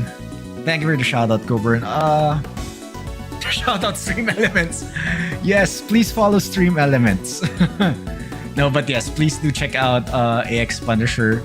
Coburn wants like that time, so please give the Twitch shoutout to AX Punisher. Punisher, how are you doing? Playing Marvel Rivals. How was that? How was that game? Did you enjoy? Stream Elements, yes, please follow Stream Elements. Very useful bot. Anyway, Punisher and those coming in from the raid, welcome on in. Really do appreciate you coming in. Thank you for the raid, Punisher. You raided last time you played Marvel Rivals. Nice. I think you raided the last time you raided, you were playing Mario Kart. Or Mario Party. Anyway, fun game, but they had a rough go tonight. Okay. Alright, anyway, AX Punisher and Raiders, welcome on in. Thank you so much for dropping by. Really do appreciate it. Yeah, if you don't know me, I'm Psycho. I'm a streamer from the Philippines. I stream variety games. Usually I stream the Marios, but tonight we are playing Ace Attorney Investigations 2. We are in the 4th case. We are near the end of the case, I think. And we are losing our life because we are presenting wrong evidence. So yeah. Anyway, let's continue this and hopefully we present the correct part of this evidence as a contradiction. Okay, coroner's report. Where in the report does it suggest that the voices were heard are connected to this case?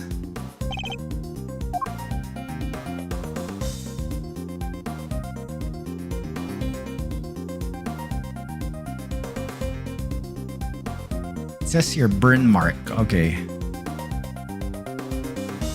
Take that! Ah, finally, thank you. Then again, in the words we heard, this part in particular sticks out in my mind. You can't hide that burn from me. The victim had a prominent burn mark on the back of her right hand. And what of it? According to case testimony, the victim was carrying the stuffed cow toy. And a burn mark, an identifying mark unique to the victim, was mentioned on the recording it captured. Huh, it's just a coincidence. Stuff like that happens all the time, right? Right? Yeah, thank you for the shout, Coburn. Yep. Folks, please do check out AX Punisher. Yep. Yeah, no worries. Awesome person. Thank you for the raid. Really do appreciate it. Alright, especially not in this case. The court accepts that the recording may be from the time of the murder. In which case, one of the two voices must belong to the real culprit. And based on the content of the conversation, it seems likely that it's the one we hear the most. But that still doesn't tell us anything about the killer's true identity, or even if they're male or female. Due to the voice changers, correct. Unfortunate but unavoidable. One thing, however, has become clear. We are now able to say that the voices Miss Hart heard were those of Miss Ringer and her killer. Just like I done told you they was. We can say something else now too. Then let's hear it. That is, if you don't mind, Mr. Chairman. Do as you wish.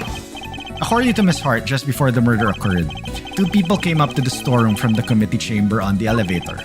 The ringleader and one of the auction attendees. It seems this was the point at which money exchanged hands.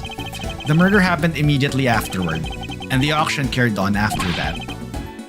All of which points to one key fact. What else does this latest revelation?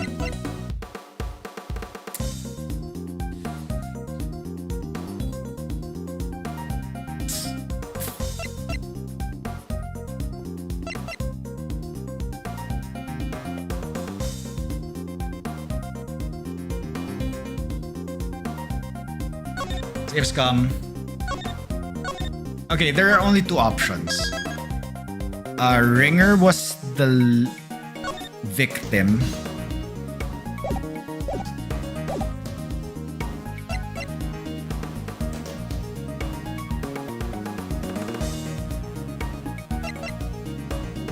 Or the ringleader was the killer.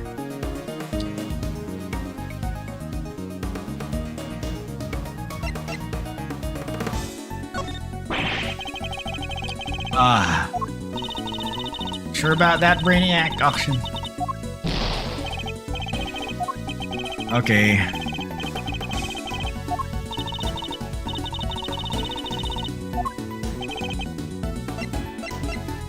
Ringleader was the killer.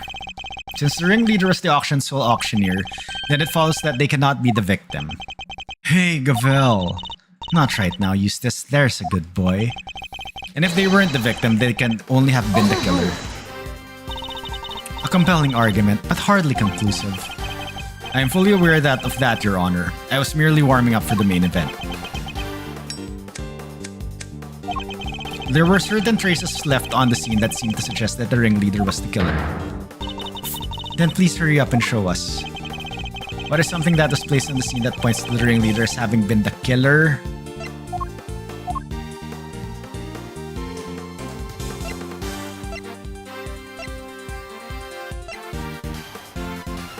Oh my god.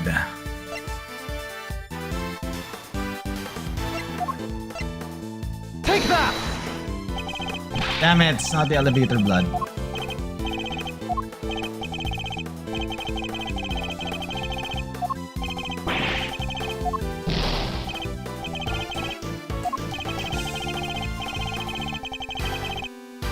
Oh, wait.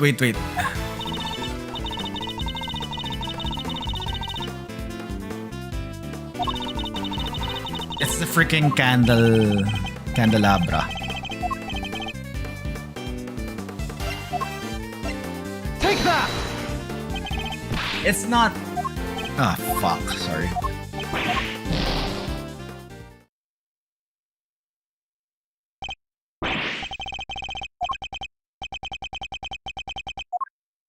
Rip. Okay, we retry, but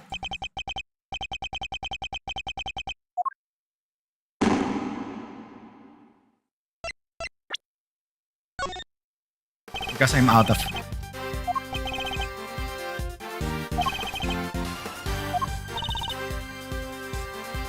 Okay, at least we replenished our life again. What is something that was placed on the scene that points to the ringleader have been the killer?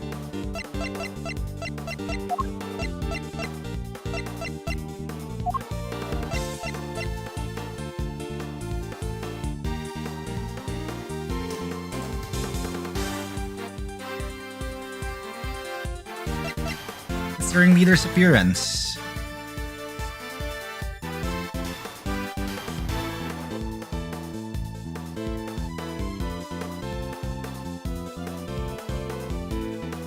Take that! Damn it, it's not the ringleader's appearance.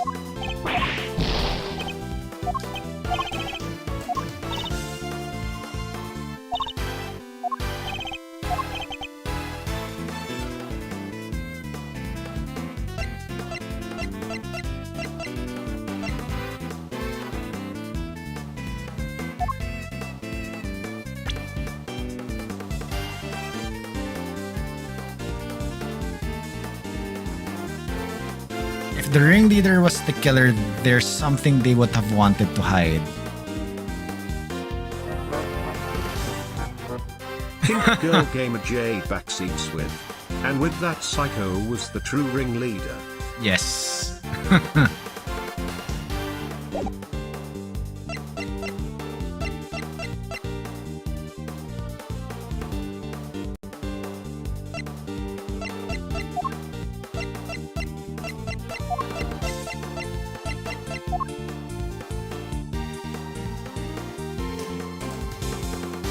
Would it be the key card?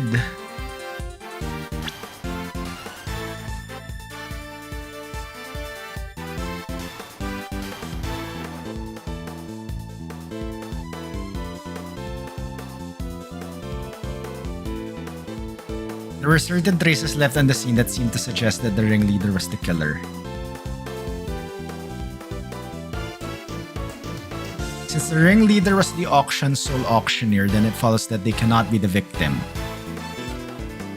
And if they weren't the victim, they can only be the killer. There were certain traces left on the scene that seemed to suggest that the ringleader was the killer. What is something that was placed on the scene that points to the ringleader as having been the killer, which was the auctioneer?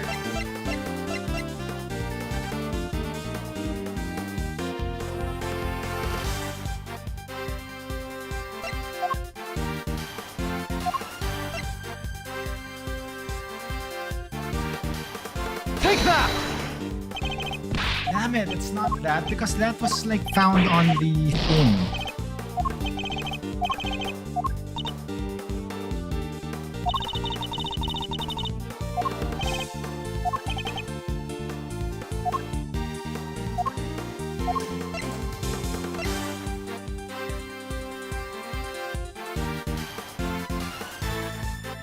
Take that!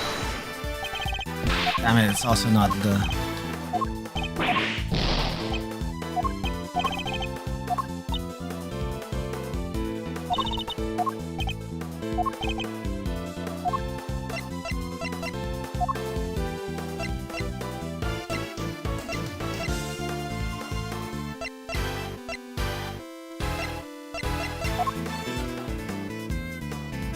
Take that! It's not the keycard, what the frick?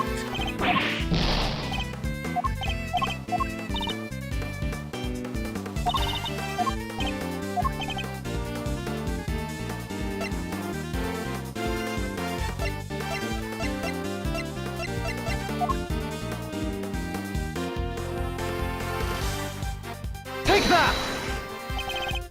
It's not the raincoat. Oh my god, what am I missing?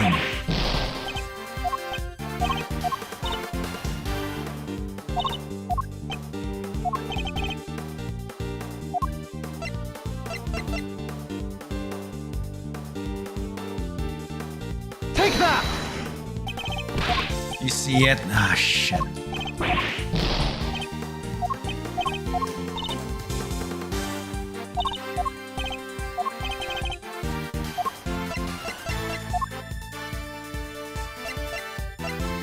Take that!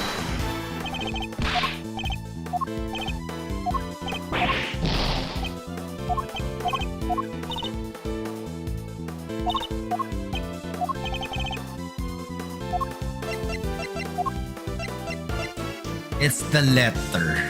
Take that! It's not the letter.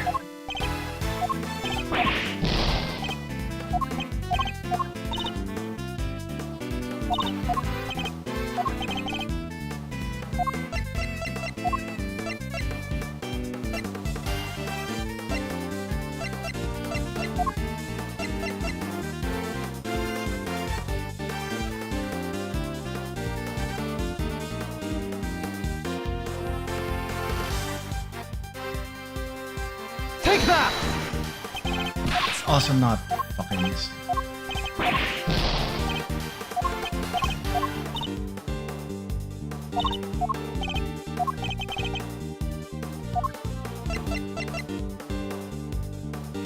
Take that! Oh my god. Frick, I only have one life left. The killer deliberately left a large pool of blood at the foot of the Goddess of Justice statue. It was true to that, the blood we originally thought the murder had happened in this chamber. But it was simply a ruse, designed to cover up the blood that had dripped down from the storeroom. In order to conceal the existence of the underground auction, correct? Correct.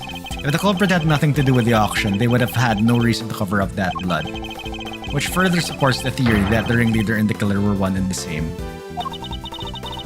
And as to the identity of the ringleader, do you have anyone you'd like to name?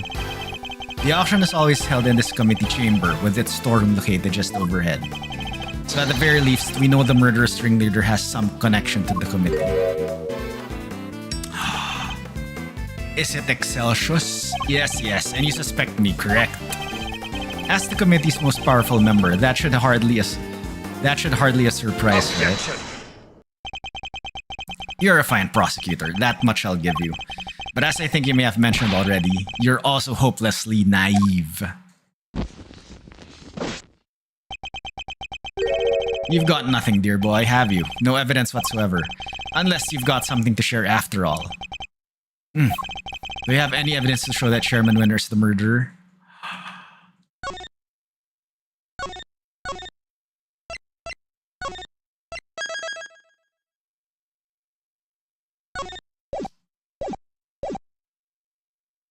I don't.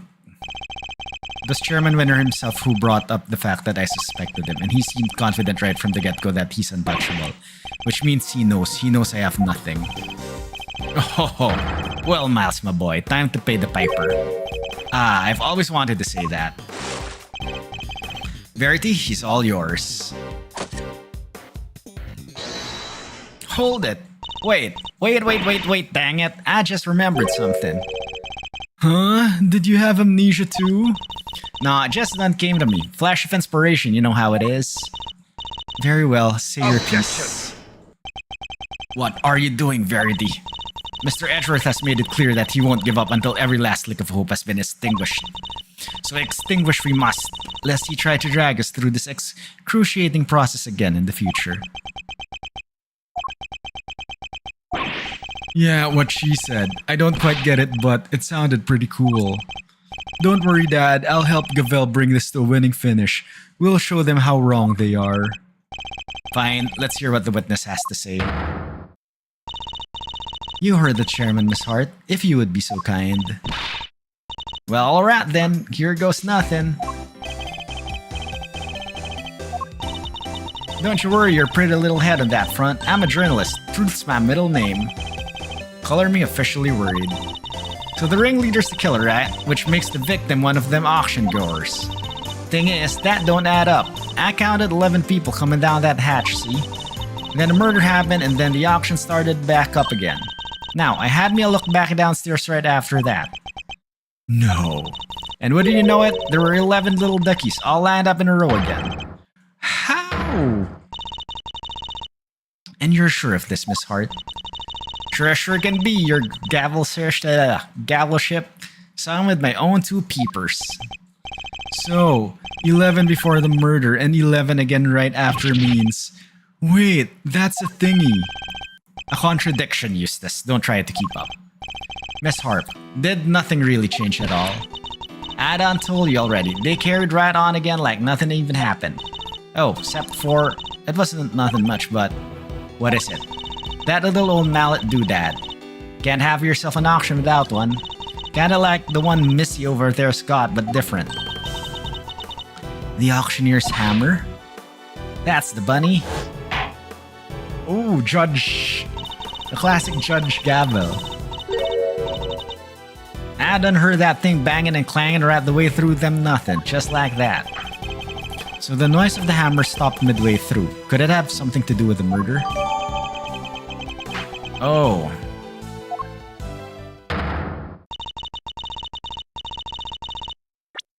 Okay, what was the update? But the sound of the auctioneer's hammer could no longer be heard. Oh. Namely, that if the victim is neither the auctioneer nor one of the attendees, your entire theory cannot stand, Mr. Edgeworth. Chalk one up for justice. Eat that, Edgeworth. See, Mr. Edgeworth, there really was nothing we could do. No, there must be something we're overlooking. Something we still don't have an explanation for. I just need to think. If I can't, K is... Alright, kids, do we finally have all our answers now? If so, then I expect you to make good on... One moment, sir. I have worried that it might still be a little early to pass judgment. After all, we have one more matter yet to resolve. And until we do, we cannot claim complete and total victory over Mr. Edgeworth. Is that not so, Mr. Edgeworth? Frankly, I expected you to have raised your voice by now. A loud, hold it, perhaps? Oh, yes, of course. And once again, she has rescued us from the jaws of defeat. Very well, let's get this over with, shall we? What is this one matter that still remains? Why, the contradiction in the coroner's report, sir. That's, I'm back with the witnesses, Your Honor. What's this all about? Why'd you call us back down here? Did somebody suddenly fall ill? I'll have a compress ready in 2 shakes of an ouch! This better be good. Did somebody else drop dead? Well, they might soon wish they had. Dr. Hertz, Miss Needler, thank you for coming on such short notice. Let me assure you, this won't take long. Quit trying to butter me up and cut to the chase, will ya? Haha, of course. We summoned you here to confirm something. What is Judge Gavel up to? Dr. Hertz, this court asks you that you provide the unabridged truth regarding the following. Do you stand by your preliminary findings? Can you vouch for their complete and total accuracy? Grandma doesn't make mistakes, ever. That's strange. Huh? What do you mean? In the course of this trial, an error was indeed found in her report.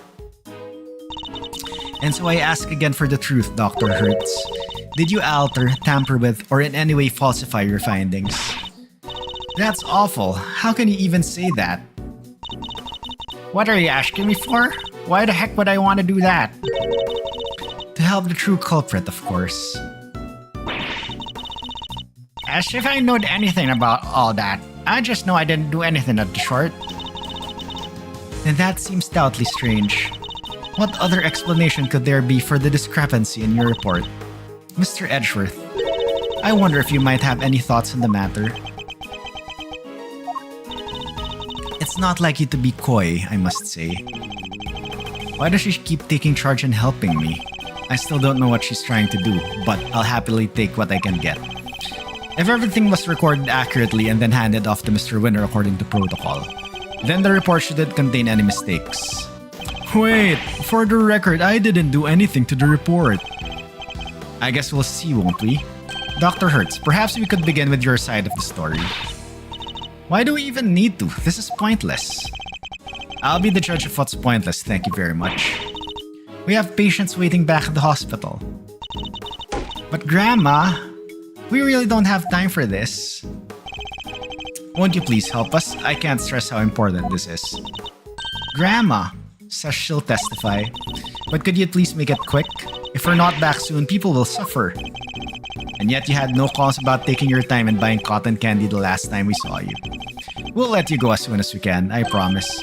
Assuming you tell us the truth, that is. Alright. Okay, before their testimony, I'll have a quick save here and I will take a very quick break because I need to go to the toilet. So... Alright. I will switch to BRB. I will run the ads. Then after around 3 minutes, we go and resume this one. Here comes the ads. If you are subbed or you have turbo, enjoy the BRB clips. Alright, BRB. Oh my god. Okay, that is a troll. That was a troll. You don't bounce on dry bones when you're SMB2 Mario.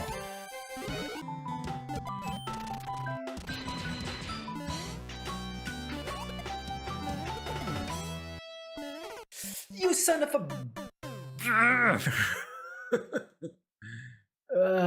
surprise muncher.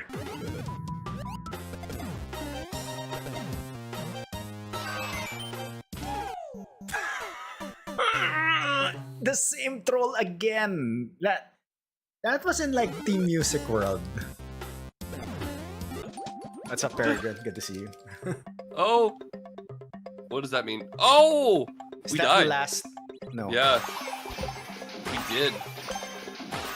Oh my God, Ronaldo! Bitrate, rip bitrate.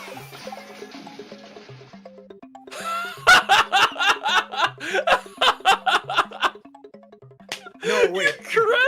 You Sorry. crashed Psycho's game.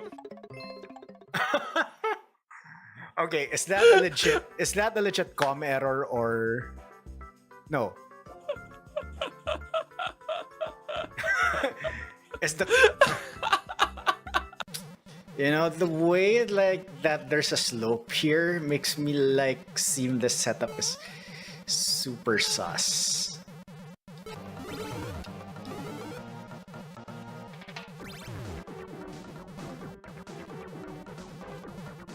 What?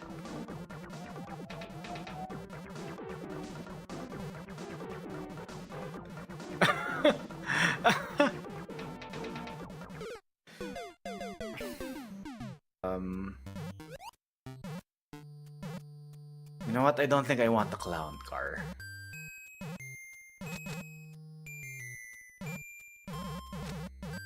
You know what? No, I don't want the clown car. I think I want the clown car. And now I can't get this because clown cars have one ways to jank. Oh, come on. YOLO!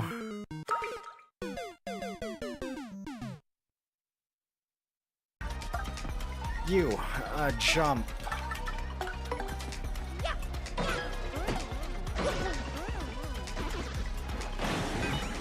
Okay, thank you. Ah. Okay, now what? Double door.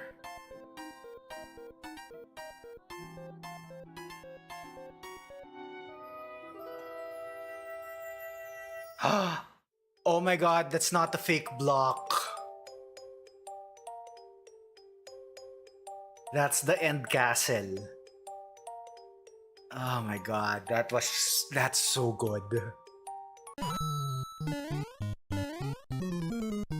I really need to like... Wow.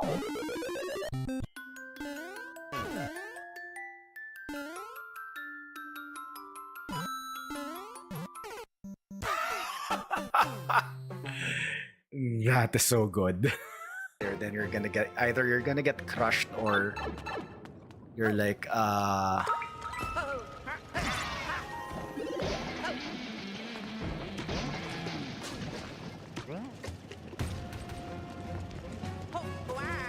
yeah.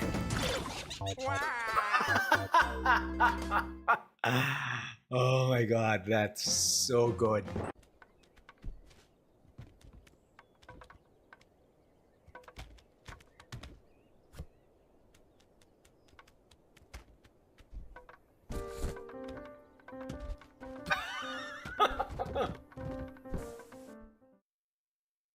And we are back. Right? Alright. Sorry for the extended break a bit. Alright, let's continue. So-called mistake in the report. Alright, nowhere there's a mistake in Grandma's report, not never. I've been dealing with the dead longer than you've been alive, Sonny Jim. Me writing something wrong is about likely as ouch. And what the heck you'd think I'd stand to gain by a doctor in a file? Don't make me a lick of sense.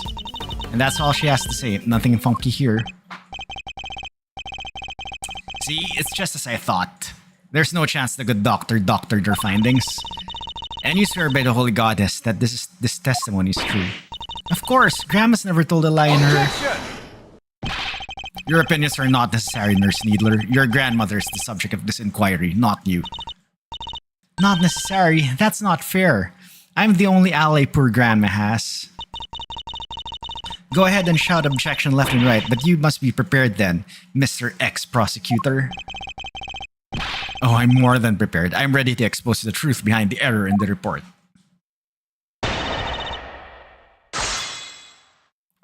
Okay, looks like we don't have any evidence. We just need to press and press. Never? You're saying Dr. Hertz is infallible? She has to be. A doctor can't afford to make mistakes. Even a veteran like Grandma would be out of a job if she messed up even once. So there's no way she of all people would. I got a whole hospital relying on me. Might be you can bungle your work and survive, mister, but I can't.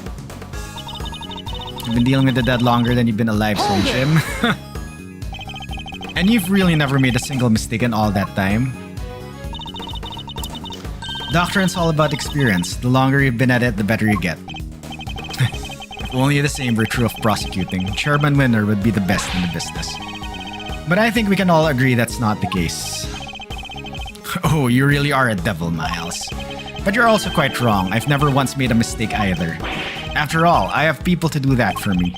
I'm too busy for foul-ups, and luckily for me, I don't have to make them.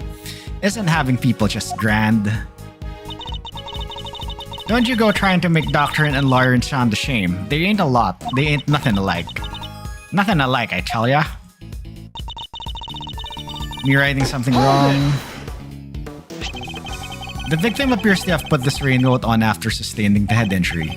And yet, there was not a single drop of her blood in the chest area of the raincoat. Therefore, she must have been hit in the head before she was stabbed in the chest, making it pre-mortem. Oh, that's... ouch. I don't need you to teach me how to shuck eggs, young man. My dang report already says what you just said, don't it? Your report states that the head injury appears to have been sustained post-mortem, which is the exact opposite of what I just said. Oh. Sure. I diligently dictated that report to Florence here, and she wrote it all down just like I said it. If something happened to it after that, weren't nothing to do with me. You dictated it? If you could please tell me more. I diligently dictated that report to Florence. Anything after that weren't nothing to do with me. Hold it! Just so we're on the same page, what were your conclusions regarding the body? Well, like I said... Ouch! Sorry, it was... death from a good hard knock to the noggin. And can you say for certain when that knock happened, Dr. Hertz? Pre-mortem, of course. Chest wound happened right after the poor girl died. I told Florence that and she wrote it right down, so that's what it says in my dang report.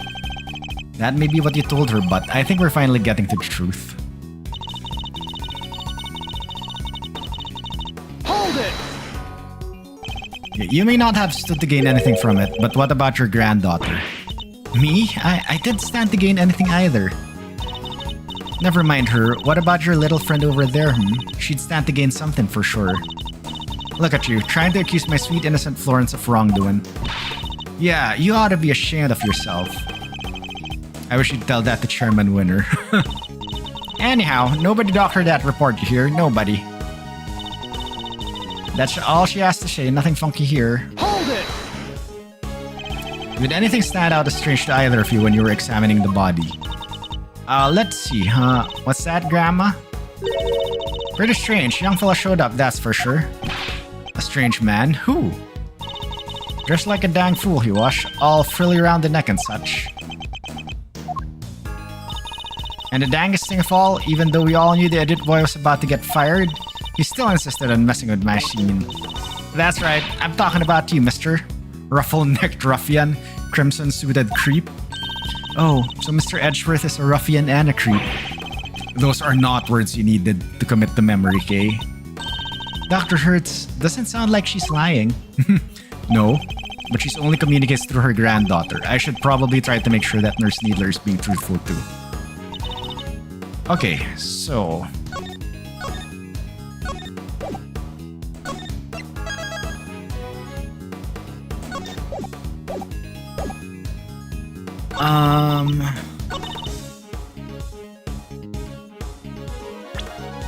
Okay, so do we present the autopsy report here then?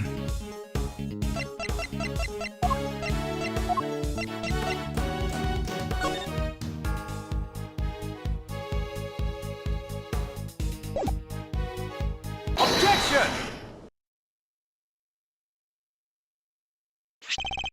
Dr. Hertz, I'd like you to take a look at the report for yourself. Oh, I'll read it too. Youch! This ain't what I said. This ain't what I said at all. What? What do you mean exactly?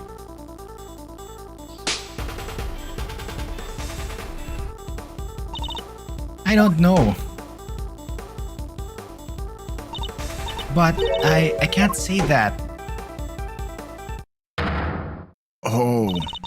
Miss Needler, if you are attempting to bury Dr. Hertz's truth, I will gladly hear her confession myself on behalf of the Goddess of Justice.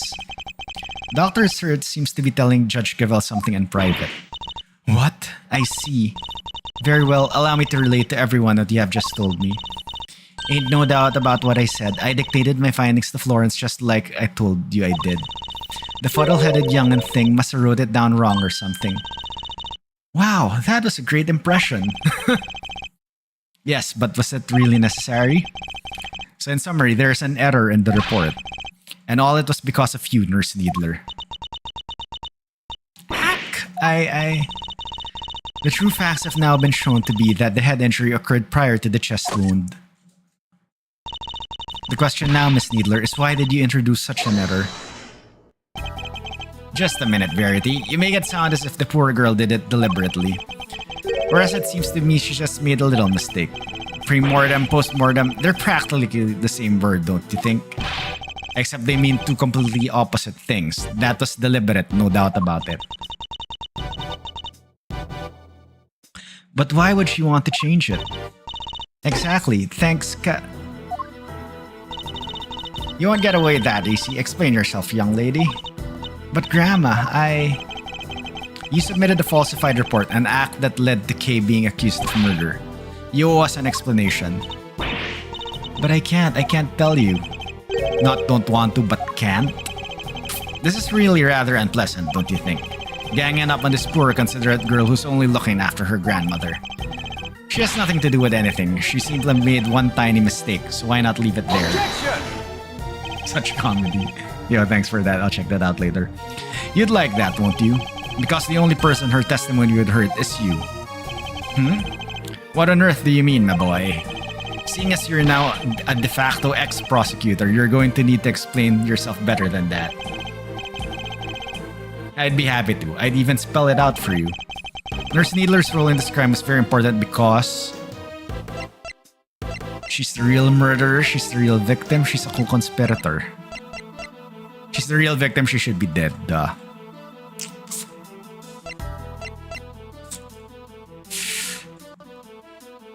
It would come out of nowhere that she's the murderer. She's the real oh god, this is wrong. It didn't hide the progress bar. Oh, you really have outdone yourself this time, my boy. Well, shall we put her in handcuffs this instant? She's a conspirator. Okay, at least we reset our health bar, right?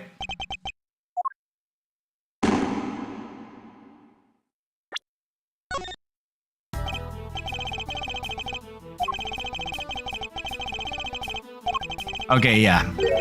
Her role in this crime should become obvious. Now, if you're quite done fooling around, perhaps you can cut to the chase?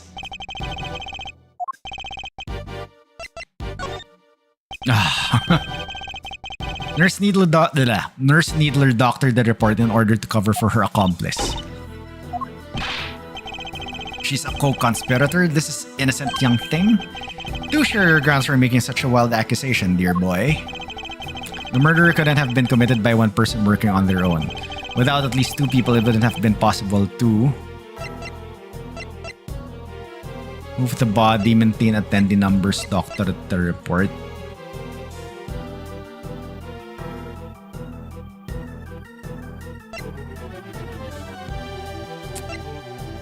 I think all of these like classify. But let's say maintain attendee numbers. If the auctioneer was the murderer and the victim was one of the attendees, the fact that the witness testified to there being 11 attendees even after the murder doesn't make sense. Hey, watch it. Y'all gotta call my good word into question now, too. That's not what I meant. In fact, it's quite the opposite. I'm taking you at your word, which means there must be a co-conspirator. I know it's hard, my boy, but sometimes you just have to accept that you were wrong. I wasn't wrong. I just hadn't considered the possibility of the killer having an accomplice. But as soon as we do, things start to fall into place. If the killer's accomplice returned to the auction room in place of the victim, there would indeed have been 11 attendees both before and after the murder. Well, so that's your thinking, is it? It's certainly an intriguing theory. But surely the imposter would have been spotted right away. I don't imagine that Nurse Needler looks strikingly different from the victim in build and stature. With the help of a mask, she could very easily have replaced Miss Ringer without anybody noticing. Well, Nurse Needler, is that what happened? Did you take the victim's place at the auction? I wouldn't do something like... Now tell us, the ringleader, who were they? I can't tell you, I just can't. It'd hurt Grandma too. Okay, so she's technically admitting that she did. Don't you worry about me, I can take it. You just tell me everything, child. But... Grammy! Breakdown. Okay. So I was right. She was an accomplice. Miss Needler, why? Holy fuck. Yeah, like... slapping your grandmother. What the hell? Oh, now she has her hair fixed again. Wow. Oh, thank you, Grandma, but I'm alright now. I confess it. I changed places with Miss Ringer. So you admit that you were working with the ringleader? Yeah, I was helping them. I don't know how, but they found out Miss Ringer was going to attack them. The culprit was going to be attacked by the victim? They seemed pretty sure it was going to happen that night, so they made the counter plan. They wanted to strike first and they wanted me to help them. I was told to go to the storeroom before the auction began and wait there. Okay, now hold on right there, Missy. I didn't see nothing and my ass don't lie. If you'd have been there for before the auction, I would have bumped right into ya. I was there the whole way through and you weren't there for a bit. But I'm not lying. Well, that's easy for you to say, but you were lying about altering that report only a few minutes ago. Objection! I think we're all aware of the number of potential hiding places in that storeroom. Where exactly are you trying to say our friend the nurse was hiding? Oh, she was waiting in the storeroom. The box. Take that!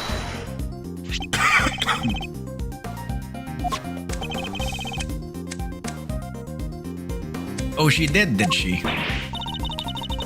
Huh? Well, it was there the whole time, even before I moseyed on in. But like I done told ya, it had all them chains around it. Wanted to hide in there myself really, but it was locked up tight, so I had to go elsewhere. I'd imagine that because Nurse Needler was already lying in there by the time you arrived. That's right, we didn't want anybody to open it or it would have really blown our cover. So the ringleader told me to climb in and wait until it was my time for my part of my plan. And then they wrapped the whole box up in chains. I think they took the elevator downstairs not so long after. Okay, if you were stuck in that box, I would have like panic attacked to death because of claustrophobia. This just before the auction was due to start. So as the auction was beginning, you and Miss Hart would have been the only people in the storeroom. Yeah, I think so. The auction proceeded as it always did until a certain customer came upstairs to complete her purchase. That was when the incident occurred. Miss Hart overheard the victim and the culprit exchanging words around them. You betcha, I was behind that statue there shaking like a dang leaf the whole time. In the middle of their quarrel, Miss Ringer was killed by the auctioneer. Excuse me, sorry. I imagine that the auctioneer then carried Miss Ringer's body to the clothes box, from which Nurse Needler emerged and swapped places with the victim. After placing Miss Ringer's body inside the box, Nurse Needler's role was to pretend to be Miss Ringer. The two of them then returned to the room below as if nothing had happened. Does that about sum up what happened in the storeroom, Nurse Needler? Yes, in fact, that's exactly what happened. Hold up, so you just waltzed right back on in and nobody noticed? This is two completely different people we're talking about. You're telling me not one of the other folks down there at the auction caught it on? Why would they? The other auction goers had no reason to notice the difference when Nurse Needler entered because she had stolen the victim's clothes. She was wearing a mask, right? As we've seen, Miss Ringer and Nurse Needler are about all the same build. What's more, the auction rules require the attendees to wear their masks at all times. If Nurse Needler were wearing the same clothes as Miss Ringer, nobody would have been any the wiser. No, and they weren't. I borrowed Miss Ringer's clothes and left the poor child in her snails? Have you no respect, girl? No, Grandma, I thought the same thing. It wouldn't be nice to leave her like that. So when the ringleader wasn't looking, I put on that raincoat on her. So that's how Miss Ringer came to be wearing it. Thus, the auction was able to carry on as before. Yes, the part where I caught the red raincoat on film just came after. Yeah, must be, then it all makes sense. Right after that was all when I went on and over and looked downstairs through the gap in the elevator. Spied me 11 happy little auction goers, then back I snuck to my little hidey hole. Don't tell me you were hiding back there the entire time after that. Well, that is not exactly. What is it? Did something happen? So maybe I ought to have mentioned this before, but I fell asleep for a few winks after that. Well, passed out unconscious, you might say. What? What happened? Oh, nothing much. Kinda silly really, but there was this sudden loud noise and it startled me just a little bit, you know? Alright, maybe more than a little, but I just witnessed murder. Can't blame a girl for getting jumpy. Guess that got my heart shook and my head faint. Before I knew it, I was out like a light. By the time I came to, it was the next dang day and they were all clanking down that ladder. I see, so you were startled by a loud noise and fell unconscious. I suppose that means you don't know what happened after that. Not per se, but, well, after the auction was over, all the masks were back on the rack. So I reckon the guests done finished up and filed out one by one like the way they were supposed to. Nurse Needler, once the auction had restarted, what exactly were you doing? I was pretending to be Miss Ringer and placing bits just as the ringleader wanted. I had to win the clothes box as I had been instructed. I had a dead body inside after all. Imagine if somebody else had won it. We would have been in real trouble then. So you had no idea that the victim had vacated the box in the meantime? No, not until we came back up so I could pay for it. That was when we noticed. The ringleader told me to go look for her right away. Except I found some other girl collapsed at the foot of the ladder instead. Kay. Yes, she must have fallen from up on the roof and been knocked unconscious. Guess the victim must have left that hatch wide open, huh?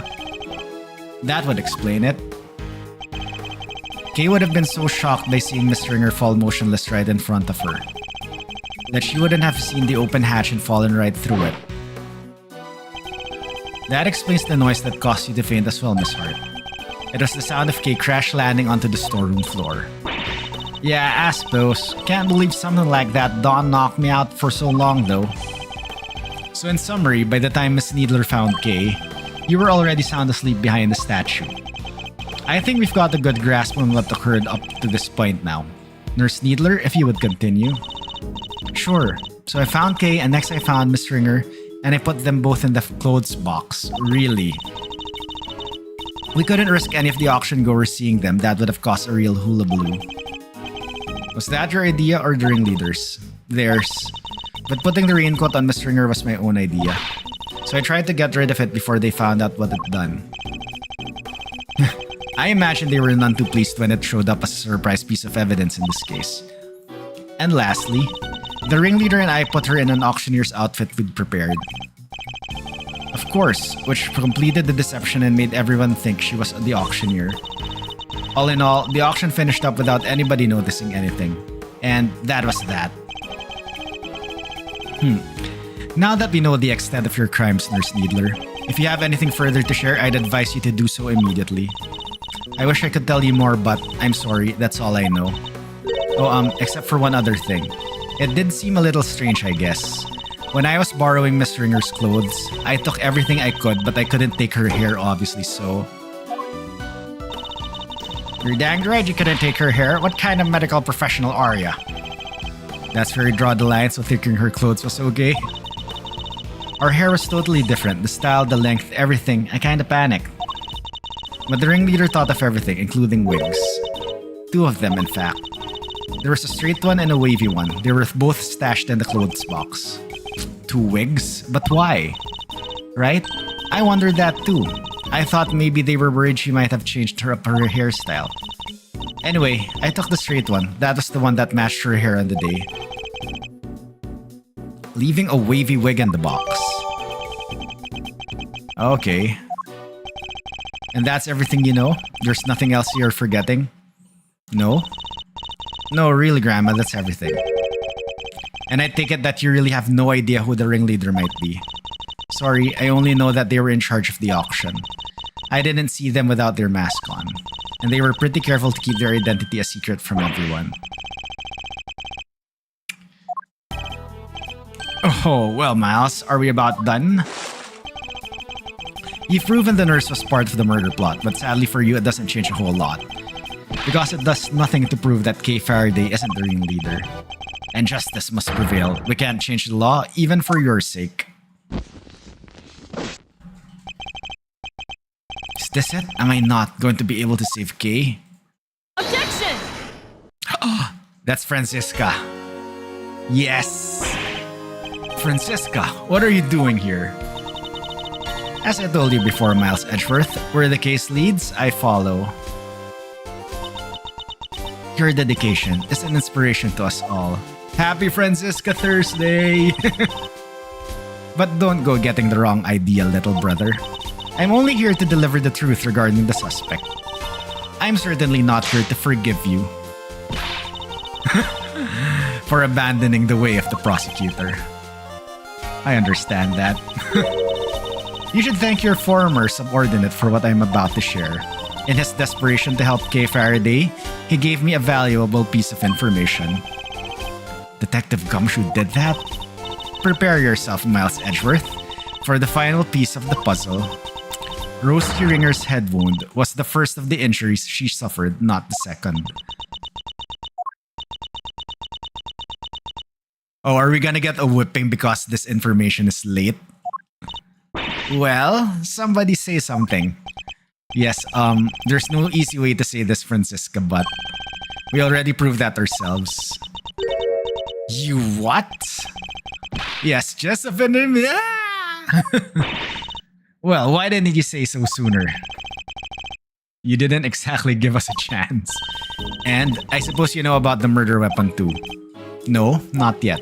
Ha, good. Then listen up. The victim was struck on the head with a blunt object bearing a circular surface, and the wounds to the chest were actually inflicted post-mortem. A circular surface? And you're certain of that, I assume? Your sources are above board? Two trusted medical professionals reached the same conclusion independently. You couldn't ask for more. That's certainly good to know. Unfortunately, you're overstepping. Of what? I am the prosecutor in charge of Interpol's investigation into the underground auction. And this murder occurred during that auction. It would be negligent of me not to pursue leads pertaining to related parties. Especially the victim. My, you've really become quite the force to be reckoned with, haven't you, my dear? Whip him. Say uncle. Then all parties are in agreement. The victim died from a blow to the head. Autopsy report updated in my organizer. Okay, wait. So the coroner's report has been updated to autopsy report.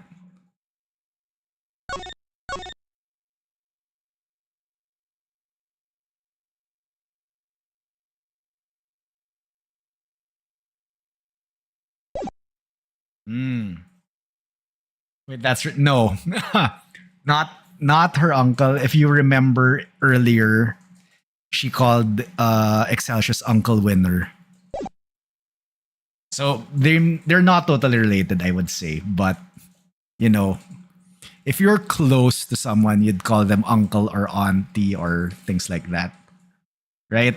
I don't know. Anyway, sadly the murder weapon itself has yet to be identified. Based on the shape, I might have an idea or two. But guys, I didn't turn up any other weapon during my investigation, and yet one need only think about the setting and an auctioneer's tools, and the answer should be obvious. It's the gavel. An object with a circular surface used in an auction. We're obviously talking about Judge Gabel's hammer. The auctioneer's hammer, a judge's hammer, the auctioneer's hammer. What would an auctioneer have readily at hand? An auctioneer's hammer, of course. But we never found one of those. If the auctioneer was indeed the killer, it does seem a likely candidate for the murder weapon. But without the evidence to support your theory, it remains nothing more than that. Oh, I have just the evidence you need right here. This piece of evidence strongly suggests that the auctioneer's hammer was the murder weapon. It's the autopsy report. Take that! It's not the autopsy report! Okay.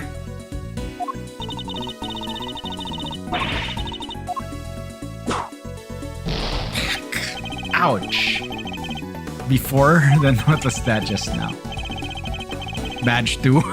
We don't have the badge dash.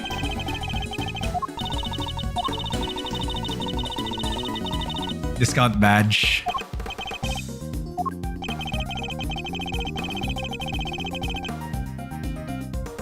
Oh, I can't save, damn it. Okay.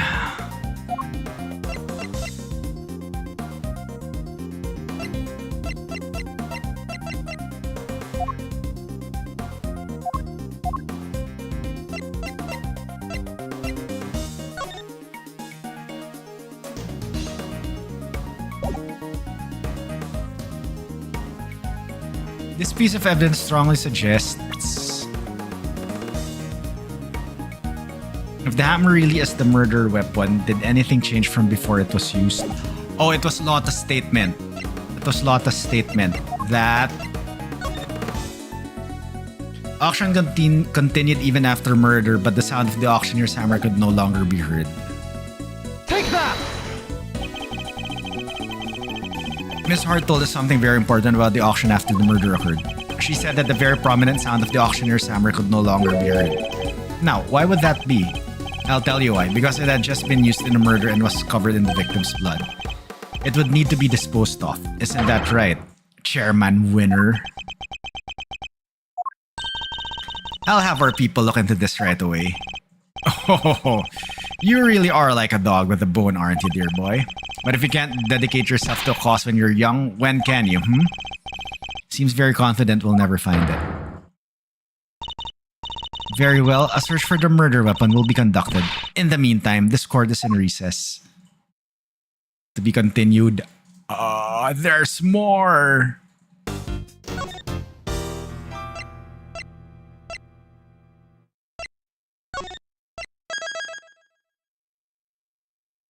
Holy crap, this is a very long case. Okay, I'll play for 30 more minutes, then I think I'll call it for a night.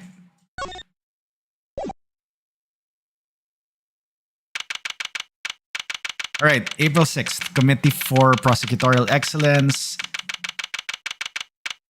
Chamber.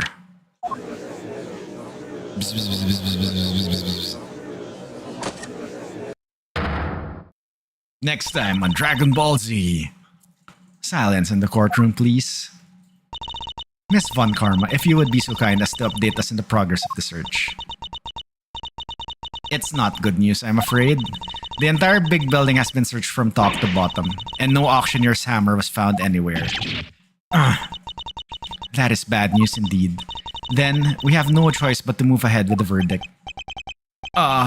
Such a terrible shame. But I suppose only a fool would have left the murder weapon behind.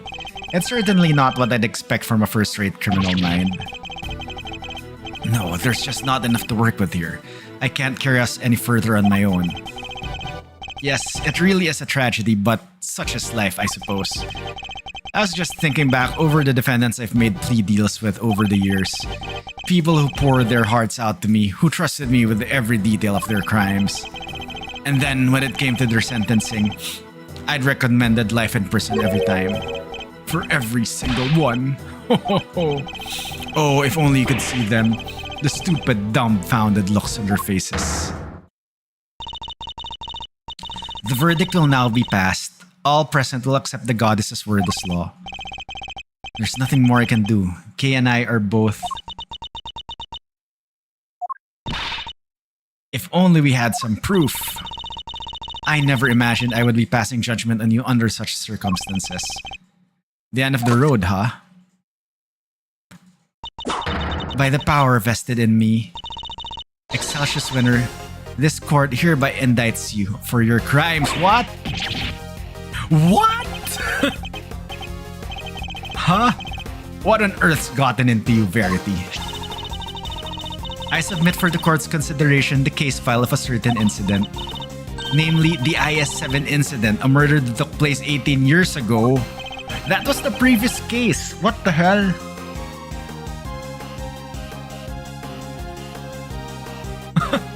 But what does that file have to do with... Wait, you mean... Your late night visit to this chamber, that was to... Precisely. Did she just do a bait and switch? Yes. Okay. Alright. Okay, the verdict will be passed. I never imagined. By the power vested in me, Excelsius Winner, this court hereby indicts you for your crimes. Oh my gosh. I came here to retrieve these documents. Though sadly, it would seem that I arrived too early to catch the auction itself. When we spoke of the matter before, I implied that I had come to retrieve files pertaining to your own case. You'll have to forgive me. That was a ruse to buy myself more time. IS-7 incident file data jotted down in my organizer. Okay, wait. What does the incident say? Okay, Manfred, Gregory, Artie Frost, Samson Tangaroa. Okay, persons of interest, Delicious, Cohen, Trudy Band, Carmelo Gusto, Gusto and Artie Frost sons would both visit Tangaroa Mansion up through the day before the incident. From the day of the incident onward, their whereabouts were unknown. So I think that was the same info that we got from the last case. Okay, what the heck are you doing, Cavell? You can't just accuse my dad. Without proper grounds, it's deformation. An excellent observation, Eustace. Huh? It is? And of course, I have the grounds to make such an accusation. 18 years ago, Mr. Manfred von Karma had some details about the victim's body fabricated. That was the autopsy report. Yup, details when he was forced to fabricate when the sculptor Artie Frost's body went missing. My papa? Fabricating information? What is the meaning of this? Ian Seidman, the detective originally assigned to the case, did in fact report that the body had gone missing. However, it seems that a certain someone wasn't very pleased with Mr. Von Karma, and deliberately withheld that information in order to bring him down a few pegs. What? This individual refuses to allow anyone to go against their wishes or to challenge their power. And they're known to go to extreme lengths in order to bring those who defy them to heel. 18 years ago, they were no different. In fact, they even ordered Dr. Hertz to create a fake autopsy report for the IS-7 incident. Wait. What? She was responsible for the fake report? Wait, you have to understand, Drama, she is not a bad person. She had to do what he said. She didn't have any choice. He? The person in question was the chief prosecutor at that time. So wait, he was the chief prosecutor. The chief prosecutor 18 years ago? No. The man who gave Papa the first penalty of his career? Excelsius winner, it was you. Objection! Holy crap! This is a butterfly effect thing.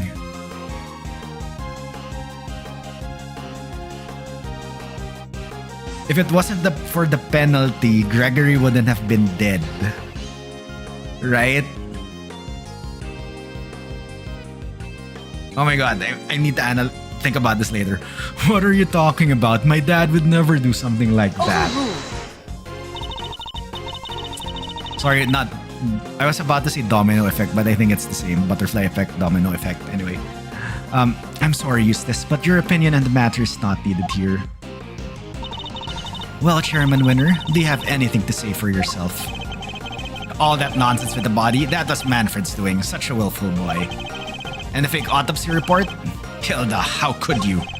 I can't believe you naughty kids would do such dishonest things behind my back. Hold it! We could just ask her why she did it. She is standing right over there after all. Wait, Grandma Cat, she's ouch. Grandma, I'm sorry. I knew, that's why I...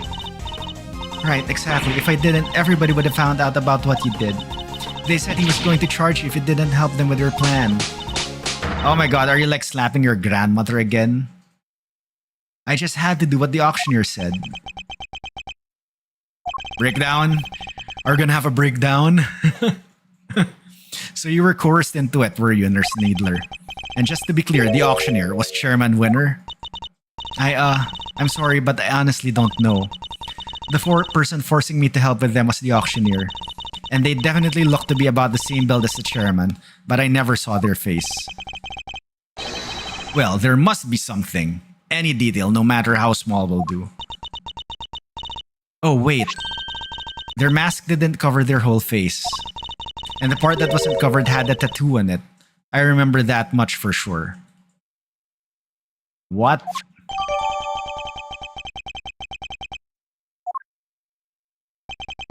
A tattoo. Objection! This sounds very dramatic, but I really don't know what you're talking about. There's no tattoo anywhere on my face. I'd think I'd know if there was one, wouldn't you? Which means I can't be the ringleader, no matter how much you might want me to be. I only hope you can figure out who this shameless manipulator might be. Ho ho ho. Overruled. Your contempt for this courtroom is an insult to the goddess. Are you sure it's not you who's feeling insulted here? I'm not the only one who has been trying to bring you to justice. Miss Ringer had been trying to. And I refuse to let her sacrifice be in vain. Young Rosie was looking to take me down, you say? But why? I barely knew her.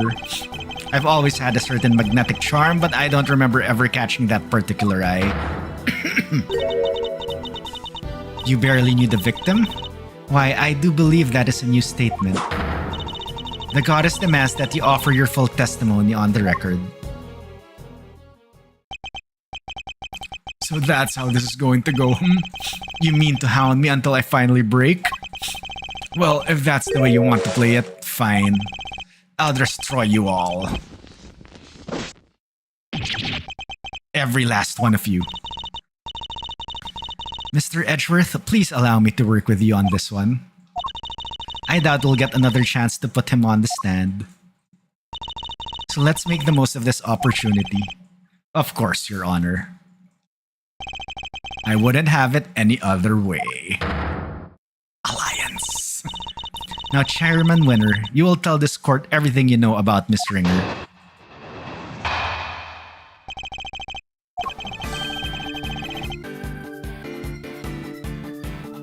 Allegro. Young Rosie was a member of the committee, of course. But we never really had any personal interactions, at least none that I remember. I had no motive to murder that poor girl whatsoever, and I have absolutely no idea why she was after me. So you don't mean to accept your part in any of this? Of course he doesn't. He isn't guilty. How could he be? He's my dad, the winner of winners. That's very kind of you, Eustace, but you'll need more than mere words if you plan to cover for me. Right, you got it. I won't let them pin this on you. I believe in you, Dad. You'll beat Edgeworth. I know you will. Yes, yes, you really are a sweet, simple child. He really loves his dad, huh? But that's no excuse for him to ignore his father's crimes. No matter how much he respects him, regardless of their station in life, all criminals will be made to atone for their sins in time. This won't be easy on Mr. Winner, but it has to be done. We can't let his father get away with this.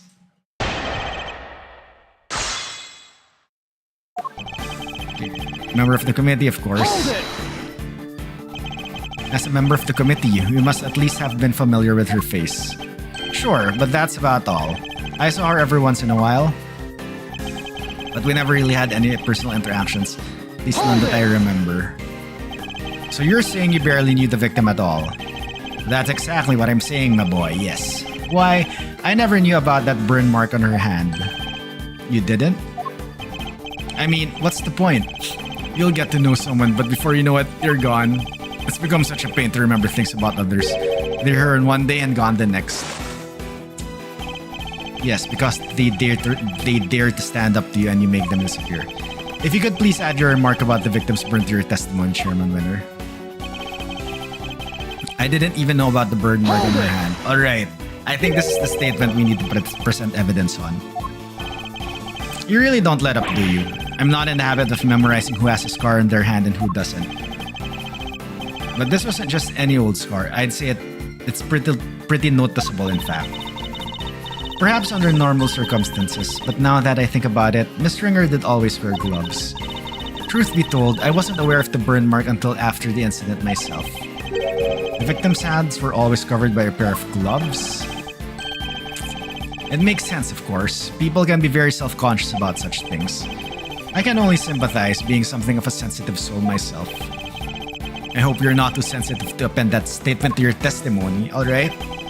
Although I suppose she was always wearing gloves, perhaps it was to hide that burn, So you remember her always wearing gloves. I mean, it was something of a trademark of hers, yes. Who knew it was to hide a burn mark? I always imagined it was just a fashion statement. Does your little friend there have something to hide under all those bandages, I wonder? Who, me? No, I don't have anything to hide. You don't? Not even the stony visage of a cold-blooded murderer? Objection! If anyone here is hiding such a thing, it's you. And I'll expose your true face if it's the last thing I do. Ho ho ho. You never fail to entertain, my boy. Go ahead and do your worst. So Miss Stringer always wore gloves. That reminds me of something. I should look over all the evidence again. Had no motive to murder the poor girl.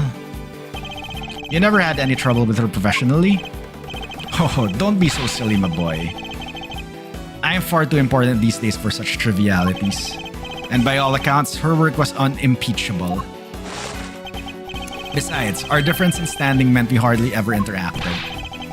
But that doesn't prove you didn't kill her, does it? Well, you would say that, wouldn't you? Anything to save your little friend, It certainly seems that Miss Ringer had some personal interest in you, at least. Indeed, indeed, but I can't for the life of me imagine why. Too bad, so sad. Without a motive, you can't logic your way into pinning this on me. And I have absolutely no idea. You have no idea at all as to why she was after you? Let's see now. It's because that's a real catch. I suppose you could say that, yes. The admirers, they come and they go again. You couldn't even dream of being like my dad. Very true. I doubt many ordinary people could quite match his achievements. It's remarkable, really, to have so many people come into a life and then for so many to leave it. I certainly won't complain if you choose to leave, Verity, my dear. I think it's far more likely that you'll be the one leaving today, in handcuffs. Yes, very droll. But if you think I'm finished, you'll be sorely disappointed. Have to think back. If you're not sure how to approach this, take another look at the evidence. You just might find a new way to interpret old information. Are you trying to help me, Francisca? I'm trying to help Kay Faraday. I could care less about you. Nice to see she really is worried for Kay in her own Francisca sort of way. Alright, okay, I think it's the glove statement. So...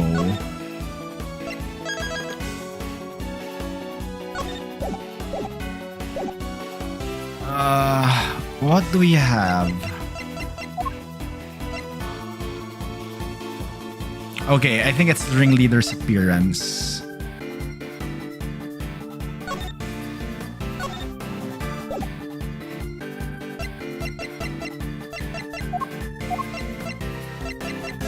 Right? Because I think that's the only thing we haven't presented so far.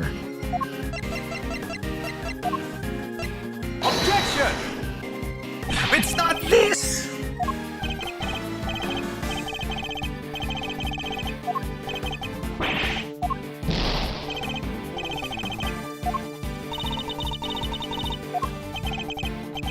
Okay, wait. Ah, shoot.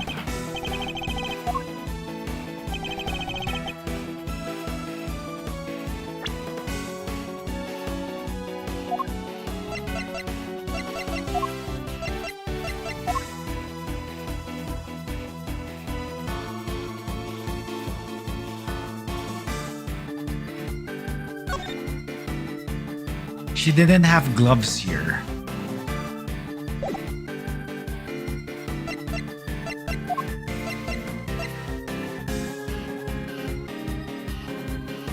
Or is it the plushie? So my thoughts here are it's either the plushie, the recording, or the photo. Objection! Okay, it is this. So Miss Ringer was always wore gloves. If she did, that raises a rather important question and highlights quite a contradiction. A contradiction, you say, really? If we listen again to the conversation that was captured by this stuffed cow, you will soon see what I mean. I knew it was you the moment I laid eyes on you. You can't hide that burn from me. Nothing to say for yourself? I've waited so long for this day, and now I'll finally have my revenge. We can be reasonably certain that what we just heard is the moment the victim was attacked. I knew it was you the moment I laid eyes on you. You can't hide that burn from me. We assume that those were the words of the killer. And where's the problem in that? It seems like a perfectly sensible assumption to me. I'm afraid not, Chairman Winner. For you see, if the victim was always wearing gloves as you just testified, then the burn mark on her hand should not have been visible to the killer. Objection! You speak as if gloves can't be easily removed. She could have taken them off during the auction. But she hadn't. She was still wearing them when I changed places with her. So they must have been on her hands when she was being murdered too. What are you saying, my dear?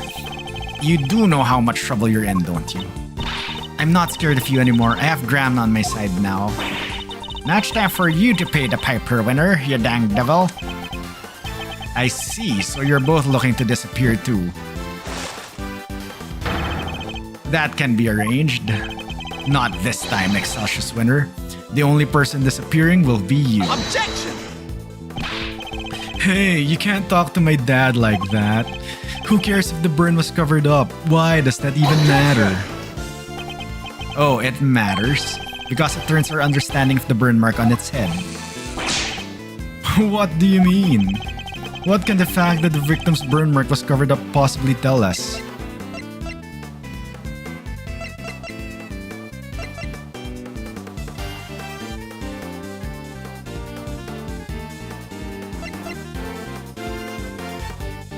The murderer had the burn mark too. So could the recording actually be from Ringer?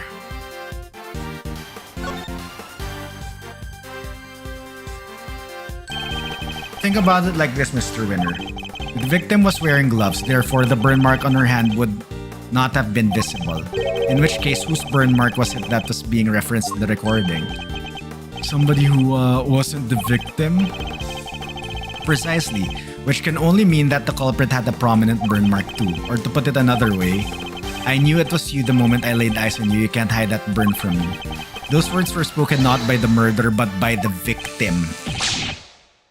No way!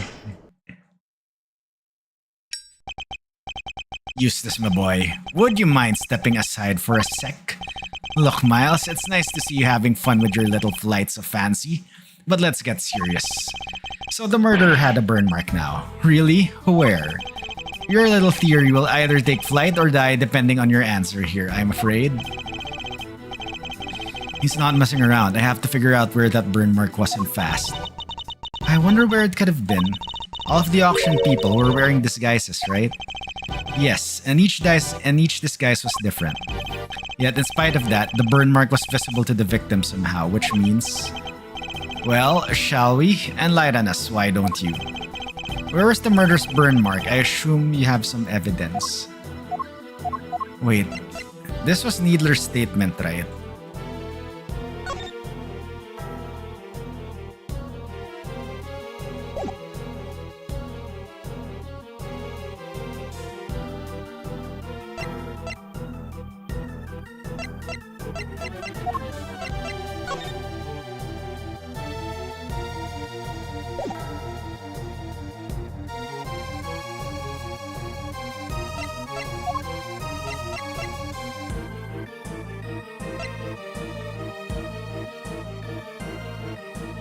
Okay, I remember like Needler saying the auctioneer had a tattoo.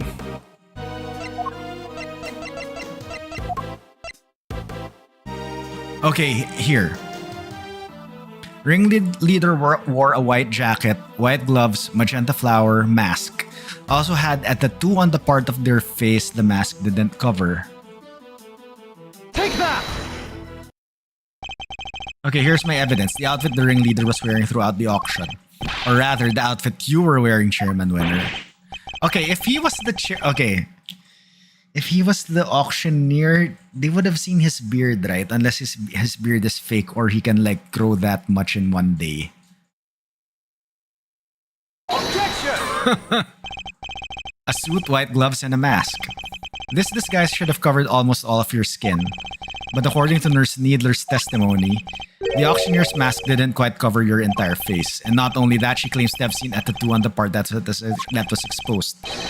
But was it a tattoo, or did she simply mistake a burn mark for one? A burn mark on the face? Sorry to interrupt while you're so clearly enjoying yourself, dear boy. But I regret to inform you that none of the committee members has such a burn. Myself included, of course. But Dad, Eustace, do you think you can be quiet, please? You can be foolish on your own time later. Oh my god, it's him. He knows. Well, you may be an annoyance most of the time, Mr. Winner, but on this particular occasion, I'm grateful for your presence. A reaction like that from you, his son, is as good as an indicator of the truth as I could have hoped for.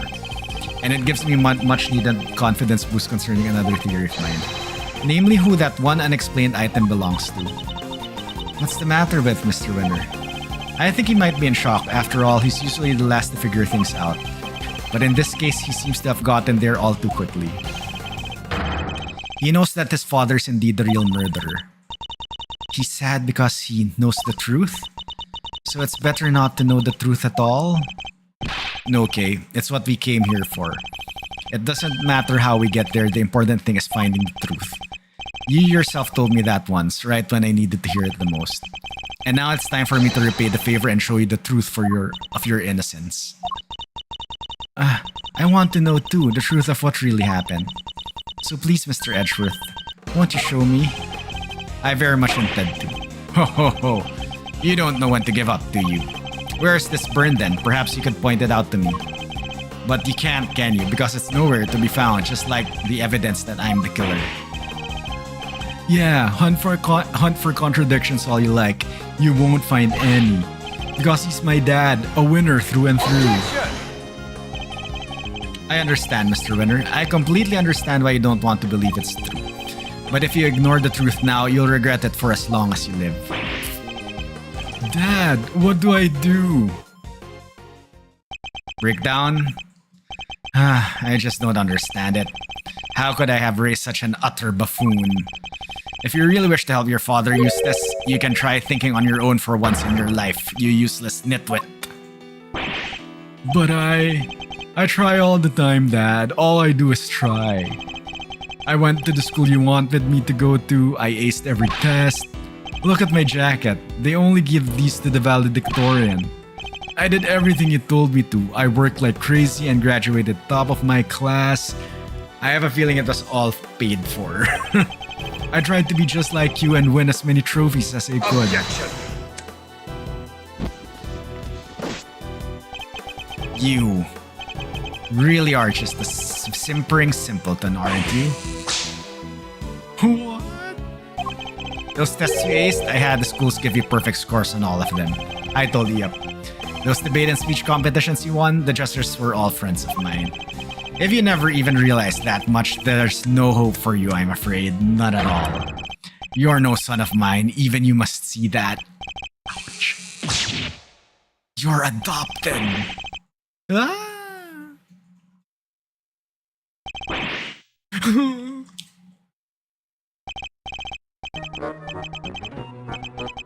Coburn64 backseats with.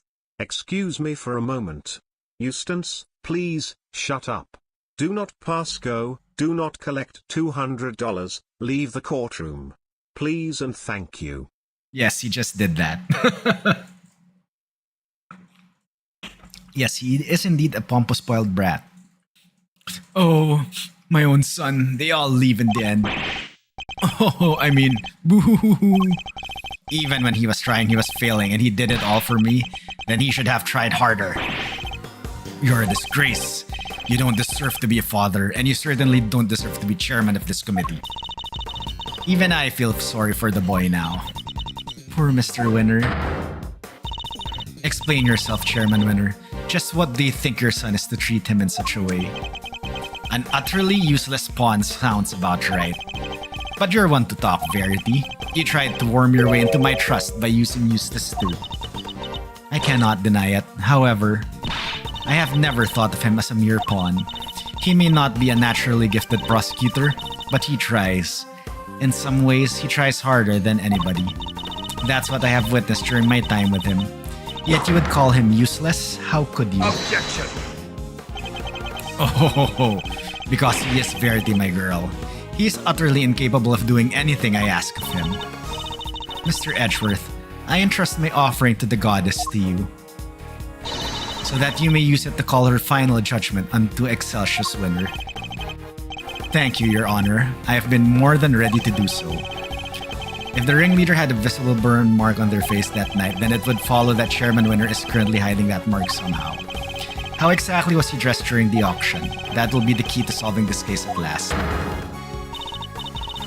Now then, your answer, please.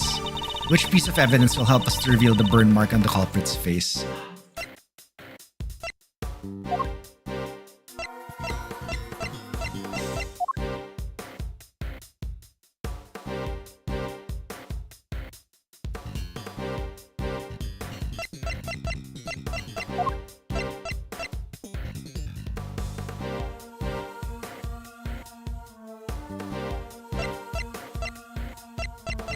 Oh my god.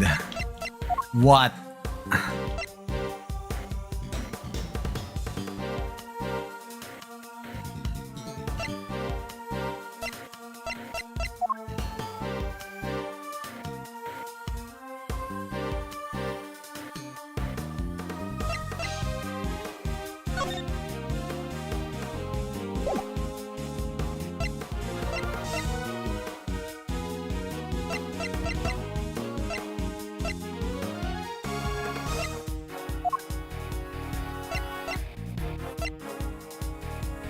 Is it this mask? Because this is the only thing that doesn't make sense in this entire, like...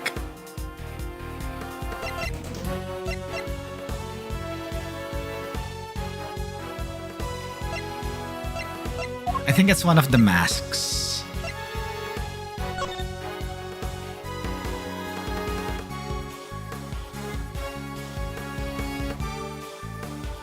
Ringleader prepared to wear wigs. One wig was straight, the other wavy. Ringer's hair was straight, so wavy was not used.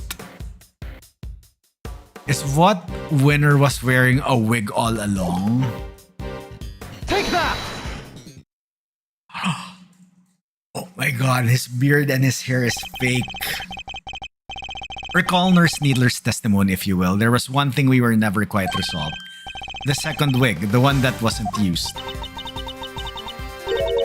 I seem to remember it being wavy. What are you two talking about? Nurse Needler apparently found some very interesting items when she went to swap places with the victim. And what do they have to do with the burn mark? What she found were two wigs. One was intended to make her look more like the victim. But what was the other one for? I don't suppose it was meant to be a spare.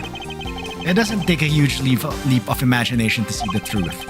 Compare Sharon Winner's current appearance to that of the ringleader as it was described to us. Stop it. Stop staring at me. One very prominent difference presents itself. His face, or rather, what's around it. You mean... it wasn't a wig after all? Indeed, not a wig intended to go on top of the head in any case. It was a fake beard all along, wasn't it, Excelsius Winner? Haha, this? Why, this is all my own, dear boy. How very unkind of you to suggest otherwise. Objection! We saw how your son reacted when he realized the truth, and how he desperately tried to cover for you even in light of his realization. Yet you still fear that he might expose you. So rather than take that risk, you bullied him until he couldn't take it anymore. Because he knew. He knew that your beard hides a prominent burn mark. Chairman Winner, I insist that you remove your beard this instant. Break down. What? Okay. There it is, the burn mark. Mr. Edgeworth, for bringing evil to justice before the eyes of the goddess, you have my thanks. No, thank you. I couldn't have done it without you. Excelsius Winner, In the name of the goddess, I hereby pronounce my verdict. In the matter of the murder of Miss Rosie Ringer, this court finds you guilty.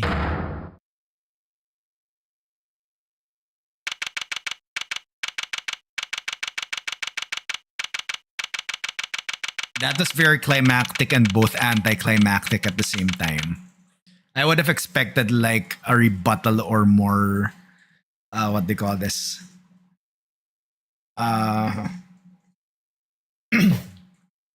More objections from Excelsius. You're expecting the guilty text. That one as well.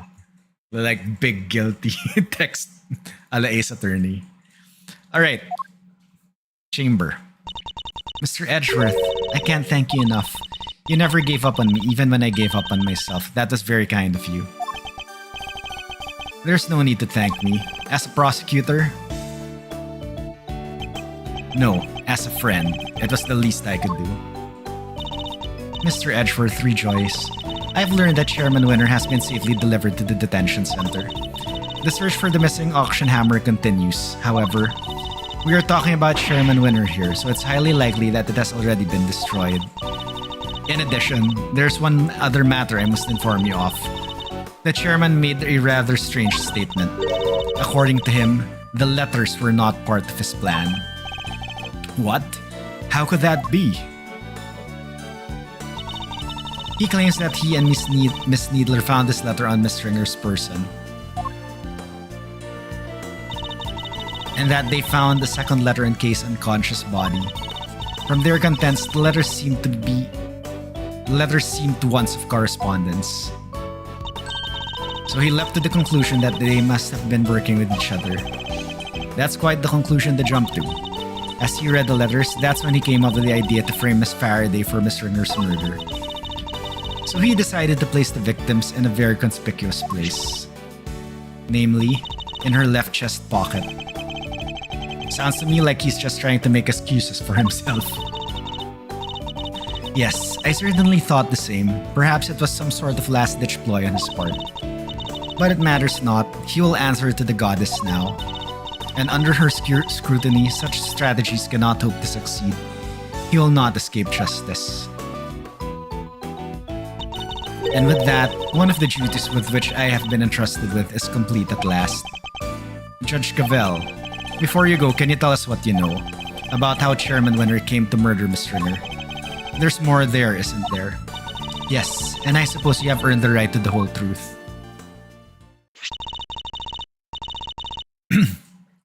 Miss Ringer once had a lover, a press photographer. He was investigating the underground auctions as a freelance journalist. But before he could uncover the truth behind the auctions, he was disappeared. All Miss Ringer was left with were the memories and personal effects of her lover. And so, seeking revenge on Chairman Winner, she made her appearance at the auction. Unfortunately for her, her opponent struck first. I see, so that's the story behind this case. While the goddess does not condone acts of wanton vengeance, Miss Ringer's actions have exposed Chairman Winner's crimes at last. So that was your real goal. You were tasked with exposing Excelsius Winner and the corruption at the heart of the committee. Does anyone know what happened to Mr. Winner? I am afraid I haven't been able to get in touch with him. Do you have any idea why? Probably because I wasn't there for him just now when he needed me most. Oh, I feel really bad for him. Well, don't pity him too much. At least he knows the truth now. And no matter how hard it might be, he'll need to learn to accept it. If he can't, he'll never be able to move on with his life. Are you speaking from experience, Francisca? Trust me, yes. Yes, she is. A father's influence isn't easily erased. But in time, he can hopefully try and change his ways. I really hope if there's an Ace Attorney 7, Francisca returns, please. We need Francisca for Ace Attorney 7. You're right, you've got to be. Can I change too, I wonder? Can I move on with my life? Are you okay, Kay? Are you okay, Kay? How's that head feeling? I'm fine, thank you.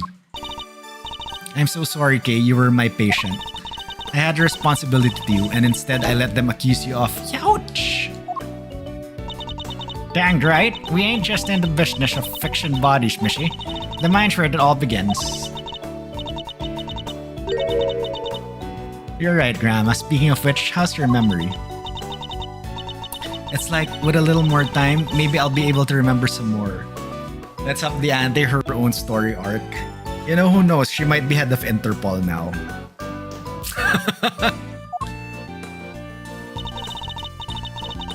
Please forgive me, but I had better be on my way.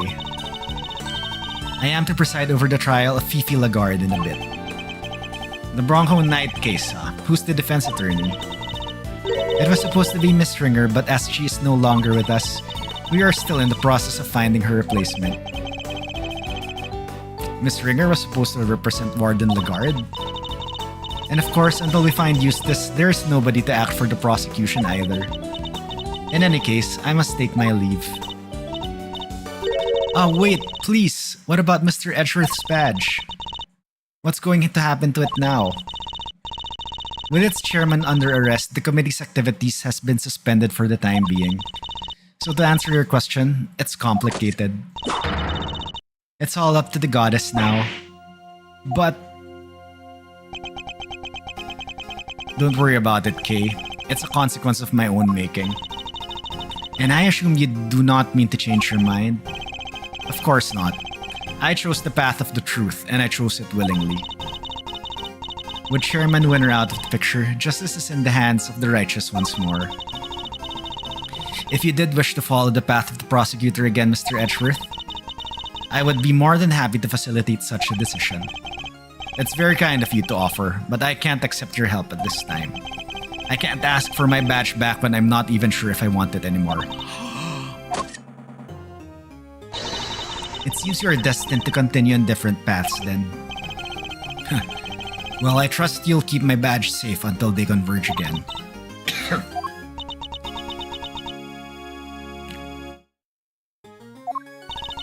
In the meantime, I have here a token of the goddess's mercy.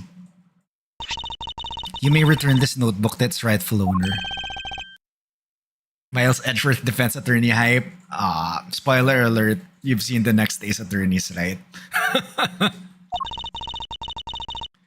It seems it was due to be sold in the auction, and with the name K written on its cover, Chairman Winner weighed the connection immediately and knew who it belonged to. It was the same name as the ones in the letters after all. The letters he claimed to know nothing about.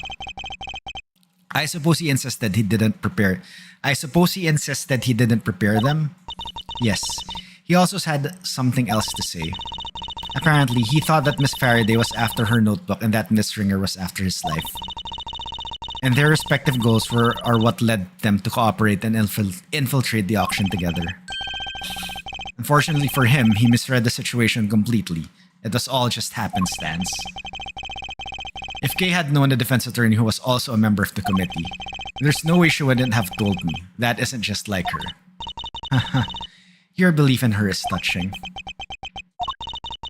While the notebook did become part of Chairman Winner's cover-up scheme, it is also a treasured possession of Miss Faraday's. Which is why I would like for her to have it back, as I am sure would the goddess. Thank you. I pray that it helps her to recover her lost memories.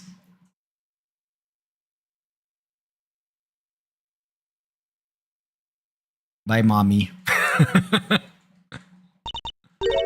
Is everything alright?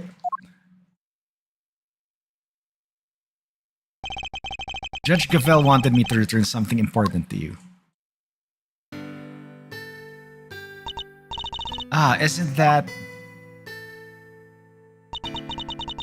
Always greet people with a smile, even people you don't know. Never cry in front of strangers.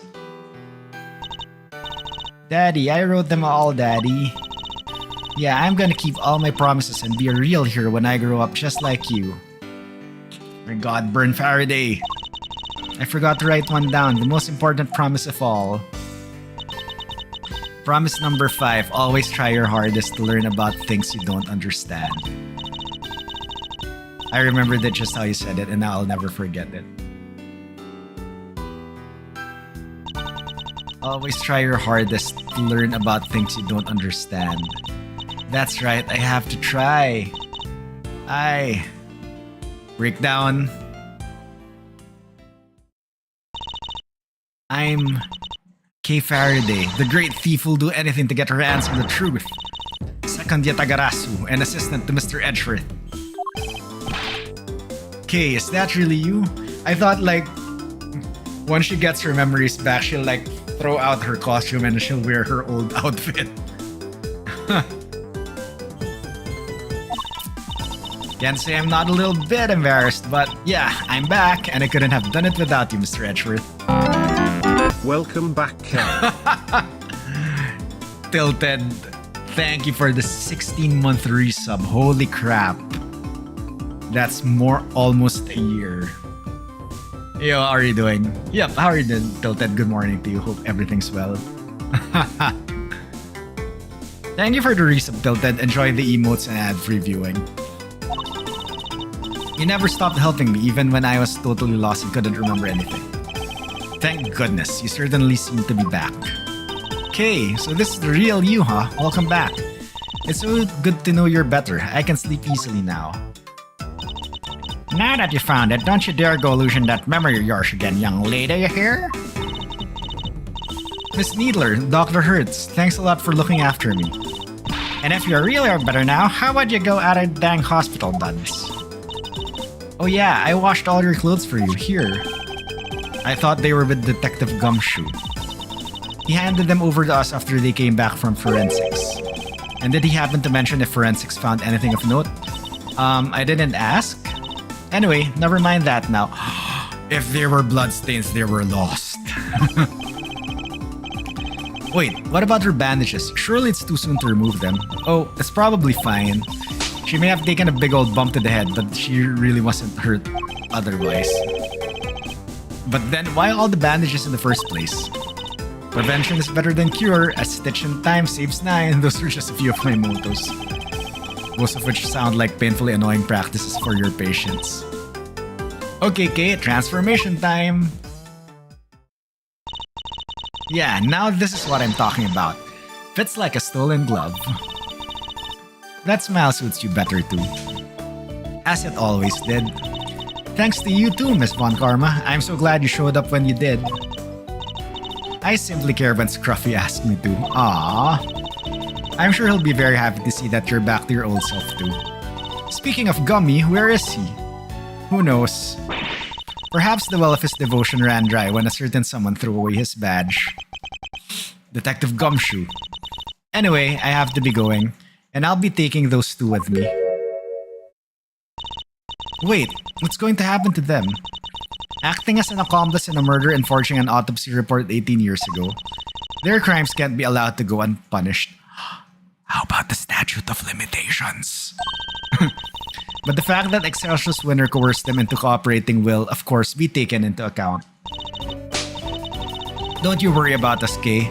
As long as Grandma and me are together, we'll be alright. Take care, Kay Faraday, until we meet again. Community service. What is Lota still doing there? So, Kay, I know you only just got your memory back, but I need to ask you some questions. Sure, ask away. What happened the day you lost your memory? What were you doing? Let's see. Somebody asked me to meet them at Gourd Lake. But I didn't know who it was. So there I was just looking up at the moon when somebody in a red raincoat started walking towards me. They must have drugged me somehow because that's when I fell unconscious. Oh my god. Was this...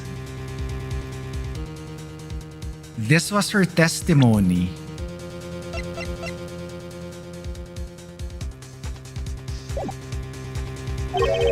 He was at Gourd Lake looking up at the moon. Anyway, when I came to, I was on the roof of this building. I was in a daze and stumbling around up there when I saw the person in the red raincoat again, but they were lying on the ground.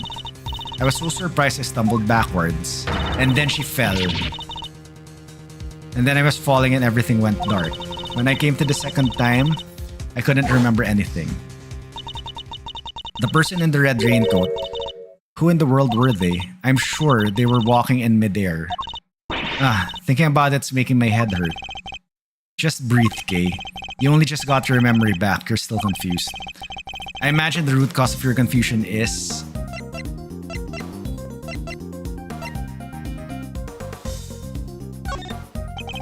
I imagine things are all mixed up in your mind because you were at Gourd Lake 1 minute and then at the top of the building the next. And because you saw the moon in both locations, your mind blended your memories of the two together. Huh? But those two are two totally different places. I know I was pretty out of it, but I don't think I could have gotten them confused that easily. I believe these things on the roof may have made you more likely to become confused. Take that! There are two key similarities between the scene down by Gourd Lake and here on top of the big building. Cherry blossoms and food stands. Wait, you're right. Those similarities are what caused your memories of both places to overlap. The person in the red raincoat wasn't walking in midair, they were walking toward you from across the park. But in your blurry memories, that same sight played out over the viewing platform instead. No way! Who steals a great thief's memories, huh? That's just cheating. Even still, this doesn't answer the question of who attacked Kay in the park. Yo, Fresley man, what's up? Welcome on in. Shiny head, but my hair's growing again. Was it the person in the red raincoat she saw? Beep, beep, beep, beep. Oh my god. No. No, sorry. Thank you.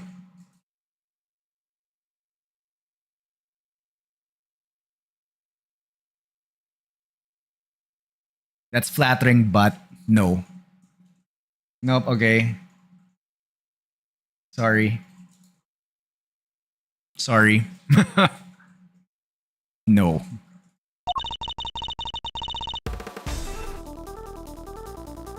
Sounds like it's coming from up in the storeroom.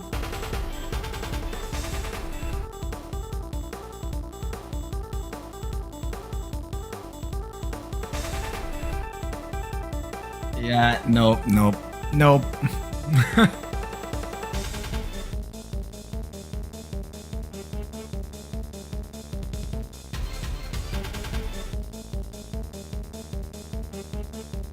Sounds like it's coming from up in the storeroom. Alright, come on, let's go take a look.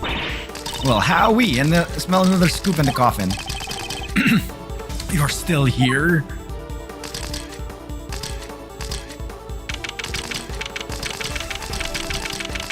(9:53 a.m., 51st floor.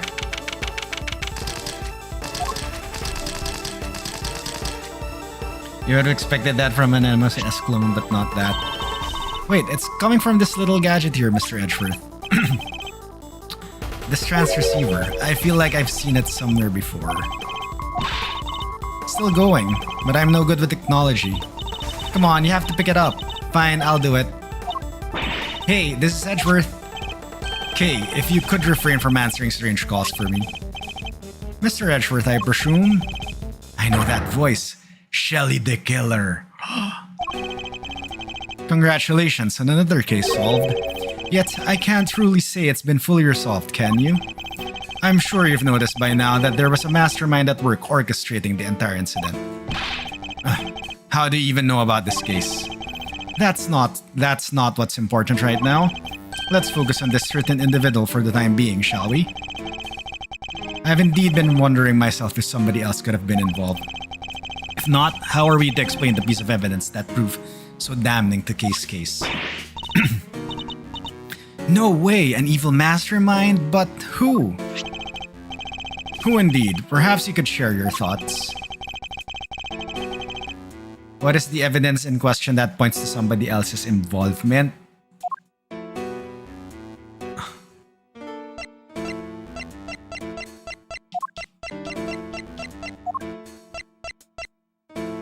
The only two things I can think of is the mask. Or wait, this was like... Or the IS7 file, because these are the only two things left.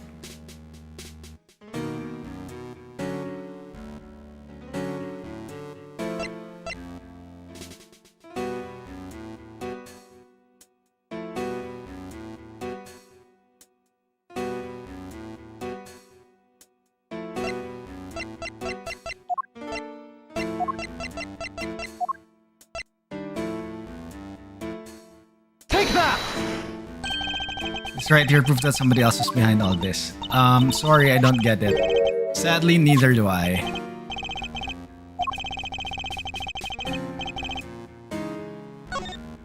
Okay, save scum.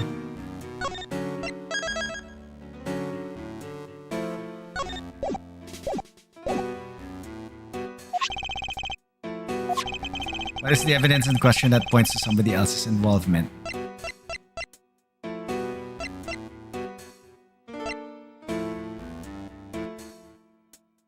Take that! No, okay, it's not the flower as well. Okay, is it the case file? No, wait.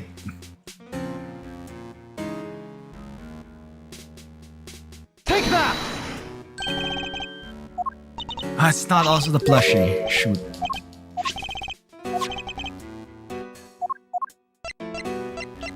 So it's the Take case that! file. It's not the case file as well.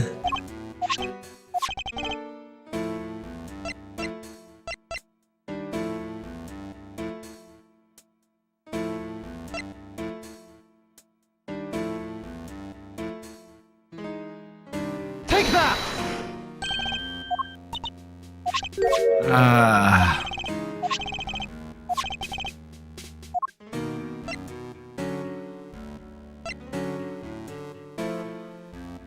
Take that! It's not the raincoat.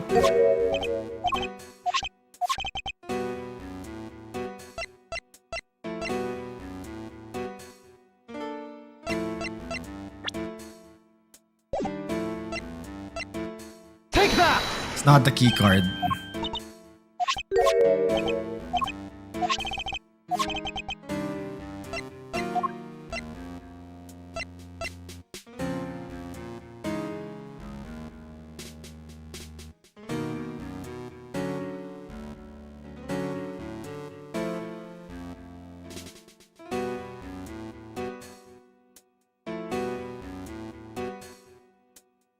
Man of Steel before your time, you never saw him acting like that. Just hi.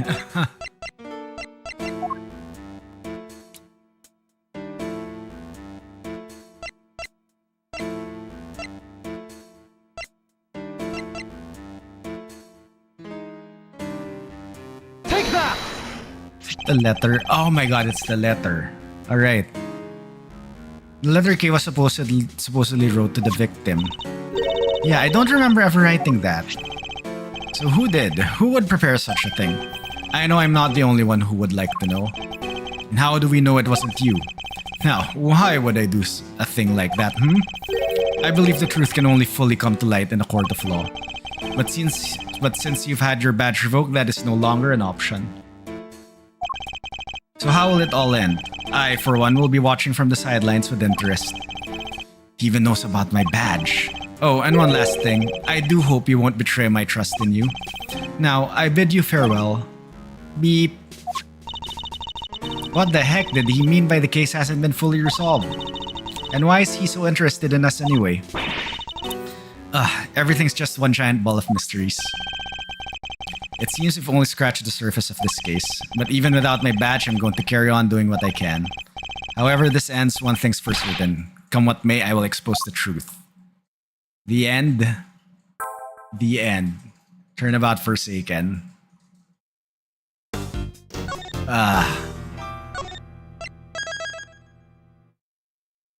Turnabout for the ages. Alright.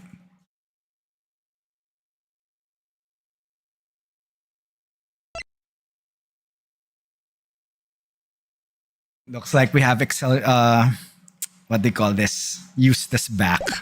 All right. I think that would be it for the night. All right, at least we got to finish case number 4. Nice. Ooh, ooh-wee. Anyway, I guess that would be it. Everyone, thank you so much for joining in. I really did enjoy your company. Really do appreciate it. Thanks for streaming. No worries. A big thank you for the resubs. Who did we have resub? Anilel, Coburn, Anilel again, and Tilted. Thank you for the resubs. Punisher, if you're still here, thank you so much for the raid. We appreciate it as well. Anyway, yeah, please do not forget to check out the socials. Did it show up? Wait, socials.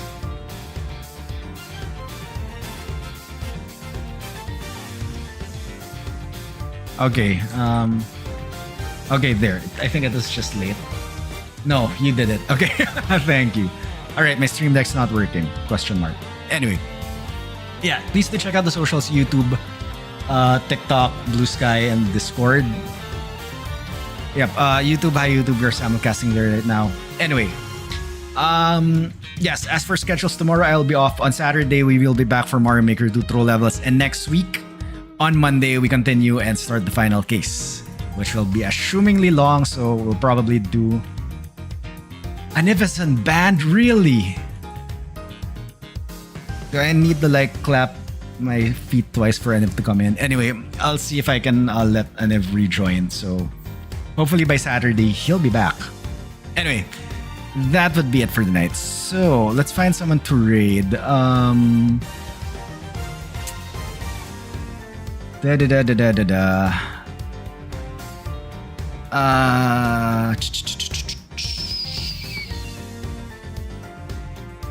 What's Moose doing?